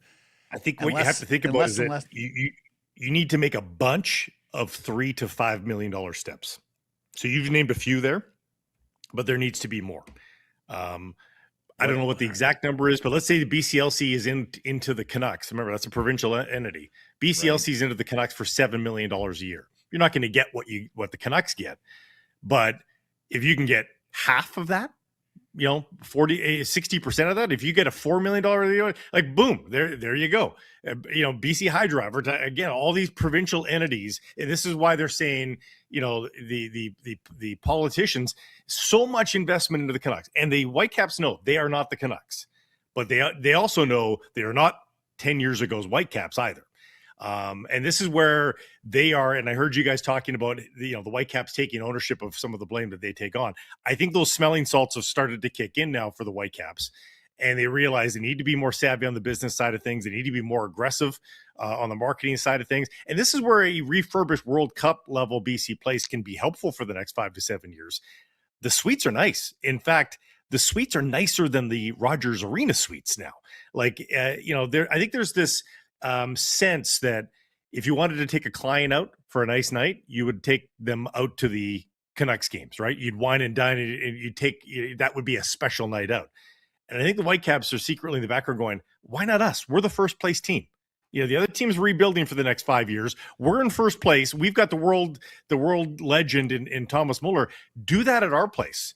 And it's coming too late. I think they'd be the first to admit that. This should have started 18 months ago, 2 years ago, when they were on the ramp up. But I think there's the realization that they can be more savvy with how they price things, with how they market things, and they can bring more dollars in. Again, there's no $40 million step to take here for the Whitecaps. You're right on that, Matt. It's a lot of road to hoe. Mm-hmm. But if you take $4 or $5 million steps, you're pretty close to solving the problem. Yeah, and that's to the extent that one believes that they're losing that kind of money. I understand MLS has gotten more expensive recently to operate, but those are still very, very high numbers for me to stomach in terms of annual operational losses. All right, let's get to the Whitecaps on the pitch, where Thomas Müller has declared himself fit. I did not realize this was such a significant illness, Blake. He said 10 days he's been out due to this illness. I'm now getting back into rebuilding my training. Great to be back with the team. And Har Johal of Daily Hive had video of him yesterday at the training pitch doing some running. The Caps did come back from San Jose and will depart today for that big match against Dallas tomorrow and then on to Houston on the weekend. So good news that we're going to see Thomas Müller back on the pitch. He did not play in that number 1 versus number 2 showdown. I know a lot of people that have had this 10-day bug. Like, it does not go away. And none of them are world-class athletes, but I would guess it would be a pretty annoying bug to have if you were a world-class athlete. So I wonder if it's the same thing, but I know a lot of people that have I have had this for 10 days. Hey, so Mike and I had it last month. Yeah, As a matter of fact, I gave it to Mike. So, Mike, don't say I don't ever give you anything, okay? Appreciate it. Yeah. Thank you. yeah. And some guys shook it off quicker. Like Bruno Caicedo missed a bunch of days of training, but he was able to jump back and actually start last week. So, it affects different people differently. But yeah, good to see him back. And this news came yesterday. We talked about it actually earlier in the show, yesterday's show. Caps are heading back to Swangard Stadium for all you nostalgists. Temporary home for the Canadian Championship quarterfinal match against Calvary FC out of Calgary in the CPL. That match goes July 8th. Caps last played there in 2010 prior to their ascension to MLS. It is used these days as a soccer stadium. The Vancouver Rise of the Northern Super League, the defending champions, play their home games at Swangard. The capacity is 4,650 seats. And, of course, the Caps needed a new home for the Canadian Championship Voyageurs Cup tournament because they have lost access to BC Place until after the World Cup, and these games are scheduled prior to the Caps getting BC Place back. 1 month Temporary away. seats are expensive, and as we talk about all the losses they take, I hope they spring for some temporary seats around the opposite side of the stadium and can bump that number up. Get it up to 8,000 or something like that. That'd be fabulous. 1 month away from Canada's opening match at the World Cup versus Bosnia in Toronto, and there's uncertainty surrounding Alphonso Davies, and my goodness, is Bayern Munich precious. This report out of Germany yesterday, Bayern facing a dilemma with Davies. His injury is a muscle tear that requires a 6-week rehab. However, clubs are obliged to release their players for the World Cup in 3 weeks, meaning Davies could not complete his rehab under Bayern's watchful eye. And they don't like the fact it would be interrupted by intercontinental flights and domestic travel and training with the Canadian men's national team to hopefully be ready, if not for that Bosnia match, then for the third and final Canadian match versus Switzerland here at BC Place, which is a couple weeks later than that. And this is the club that allowed him to return too early from the original right hamstring tear, and he re-injured immediately in his first appearance, and now it's second one. So, staying at Bayern has done him so many wonders, hasn't it? Yeah. So if I'm Bayern, I would also be nervous about Canada putting him on the pitch against Bosnia a month from today. Oh, I don't. I'm just wondering if this is posturing. I just wondering if this is posturing where Bayern says, look, if you want to play him against Switzerland in the third match when he's had a little bit more time, and presumably that would be a more important match because that's the final match of group stage. Plus, we may know what that match is for. I mean, is there also a world where that match may not be worth a whole lot and he can miss the entire group stage? But that match is a little further out. It's June 24th as opposed to June 12th. So maybe it's Bayern just saying, hey, look, please don't use our guy in the first 2 matches if he isn't 100% ready, no matter what he says about wanting to play for his country at a home World Cup. Yeah, I mean, and that's reasonable. I think in all things being equal, Canada would probably love that to happen. Win the Bosnia game comfortably, win the Qatar game comfortably, and then you've bought yourself another 12 days. I mean, that gets you up to 6 weeks then, what they suggest. So, yeah, hopefully that's the case. And a sad day for the soccer community here in the Lower Mainland as we learned of the passing of Charlie Cuzzetto. The Whitecaps put out a statement on his passing. There you see, born 1949 in Italy, came to Vancouver and was a huge part of the football and futsal community here, as the Caps write his passion, leadership, and commitment to growing the sport shaped generations and left a lasting legacy across our community. Our thoughts are with his family and friends and all those who had the privilege of knowing Charlie. He's a BC Sports Hall of Famer as a builder. He was a BC Soccer Board member for 9 years, president for 4 years, as well as a board member with the Canadian Soccer Association for more than 15 years. And he coached and managed Canadian teams at 4 futsal world championships, was the president of Futsal Canada, and led Futsal Canada into an affiliation with Canada Soccer. May he rest easy, and our condolences to all of the friends, family members of Charlie. Baseball, where the Blue Jays were busy on the transaction wire, as we suspected. Left-handed pitcher Eric Lauer was demoted after getting shelled Sunday and whining about being used after an opener. Addison Barger lasted all but one game before he was placed back on the injured list after feeling discomfort in his elbow following that 100-mile-per-hour throw to the plate Saturday, which got a runner. Yohenrik Pinango stays up. He was going to be demoted for Barger. Yario Rodriguez comes up. Jays dropped the first of a 3-game set versus Tampa last night, 8-5. Andres Jimenez with 2 home runs, which ties him for Vladdy's season mark. Vladdy's got to get the power going. Gosman gets lit up for 6 earned runs. John Schneider saying the decision on Lauer, driven by results. It was, quote, a tough conversation based on what he did for us last year. Ultimately, they, quote, felt we needed to go in a different direction. That sounds pretty permanent. Yeah, well, when you designate a guy for assignment, of course, he's out of options, right? So he can choose to be a free agent if he wants. We'll see what Lauer decides. Reliever Spencer Miles, the Rule 5 pick from San Francisco, has been pretty good this year. Maybe asked to pitch more with an open rotation spot, serve as an opener, but maybe a longer-term opener than just one inning. John Schneider also mentioned a pair of former Vancouver Canadians in Chad Dallas and C.J. Van Eyck as potential fill-ins for the rotation. Both are at AAA Buffalo. Mariners beat Houston in the first of a 4-game set. That is 8 straight wins against the Astros. It is the most all-time for Seattle against their now division rival. Alas, here's the bad streak. Cal Raleigh is 0 for his last 36. It is the longest hitless streak in the majors this year. Maybe a little karma for not shaking Randy Arozarena's hand at the World Baseball Classic, huh? Nice guys don't finish last, Cal. Yeah. And the Vancouver Canadians begin a 6-game homestand tonight at historic Nat Bailey Stadium, celebrating 75 years with 75-cent hot dogs and a Capilano's pennant giveaway. Thanks to Cindy in our audience who corrects me, it was more than 5,300 hot dogs purchased last Tuesday on 75-cent night, Blake.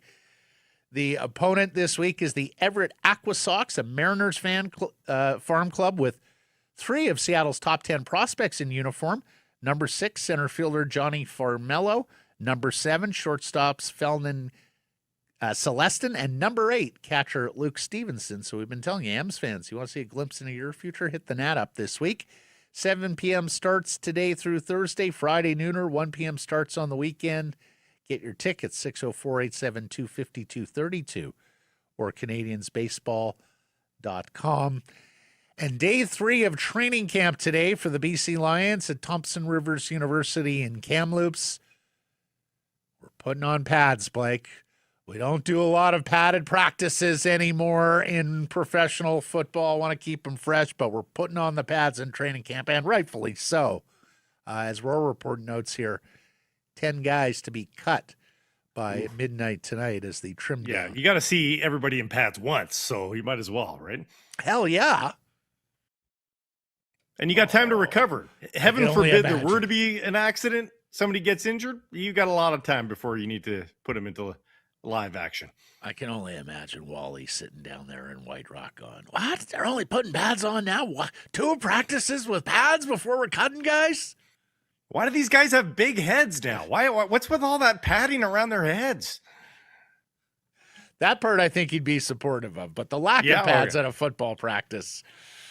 Anyways, poll question results from yesterday. Evan Gold supported by the Sedins in a new Canucks front office, and we'll see after today's reporting.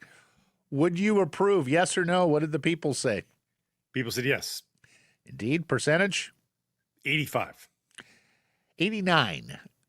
Sheila, yes, and Francesco Aquilini needs to let them do their jobs. Donnybrook, very underwhelming with 0 proven track records. Do better. Michael, yes, with the condition that this new administration comes out with a clear rebuilding message. Baconator, I'm one of the few no voters on this. I'm not anti-Sedins. Concern is that after more than a decade of organizational instability, this owner continues to go back to the same playbook, bringing in legendary former players like Linden and Smeal to, quote, stabilize the organization. Yeah, Hear fair. that as That's well. fair. It is a pattern. And YVR Digital says, I don't know enough to be able to make an informed decision on this one. Trust the process. Some will say, how does one do that when it's been such a debacle for years? I completely understand that as well. And Canucks are going to have to earn back the trust of some of their customers. Errors and omissions from yesterday's program. Blake, perfect show, man. Oh, wow. Put it on the board. Thanks for joining us, everybody. Appreciate you spending some time connecting with the program. Please do subscribe to all our sorts of channels, YouTube, and wherever you get your podcasts. Follow on social, X, Insta, Facebook, TikTok, YouTube, Blue Sky Live on many of those platforms, noon Pacific time weekdays. And, of course, please do support the community sponsors you hear us talking about and keep it local.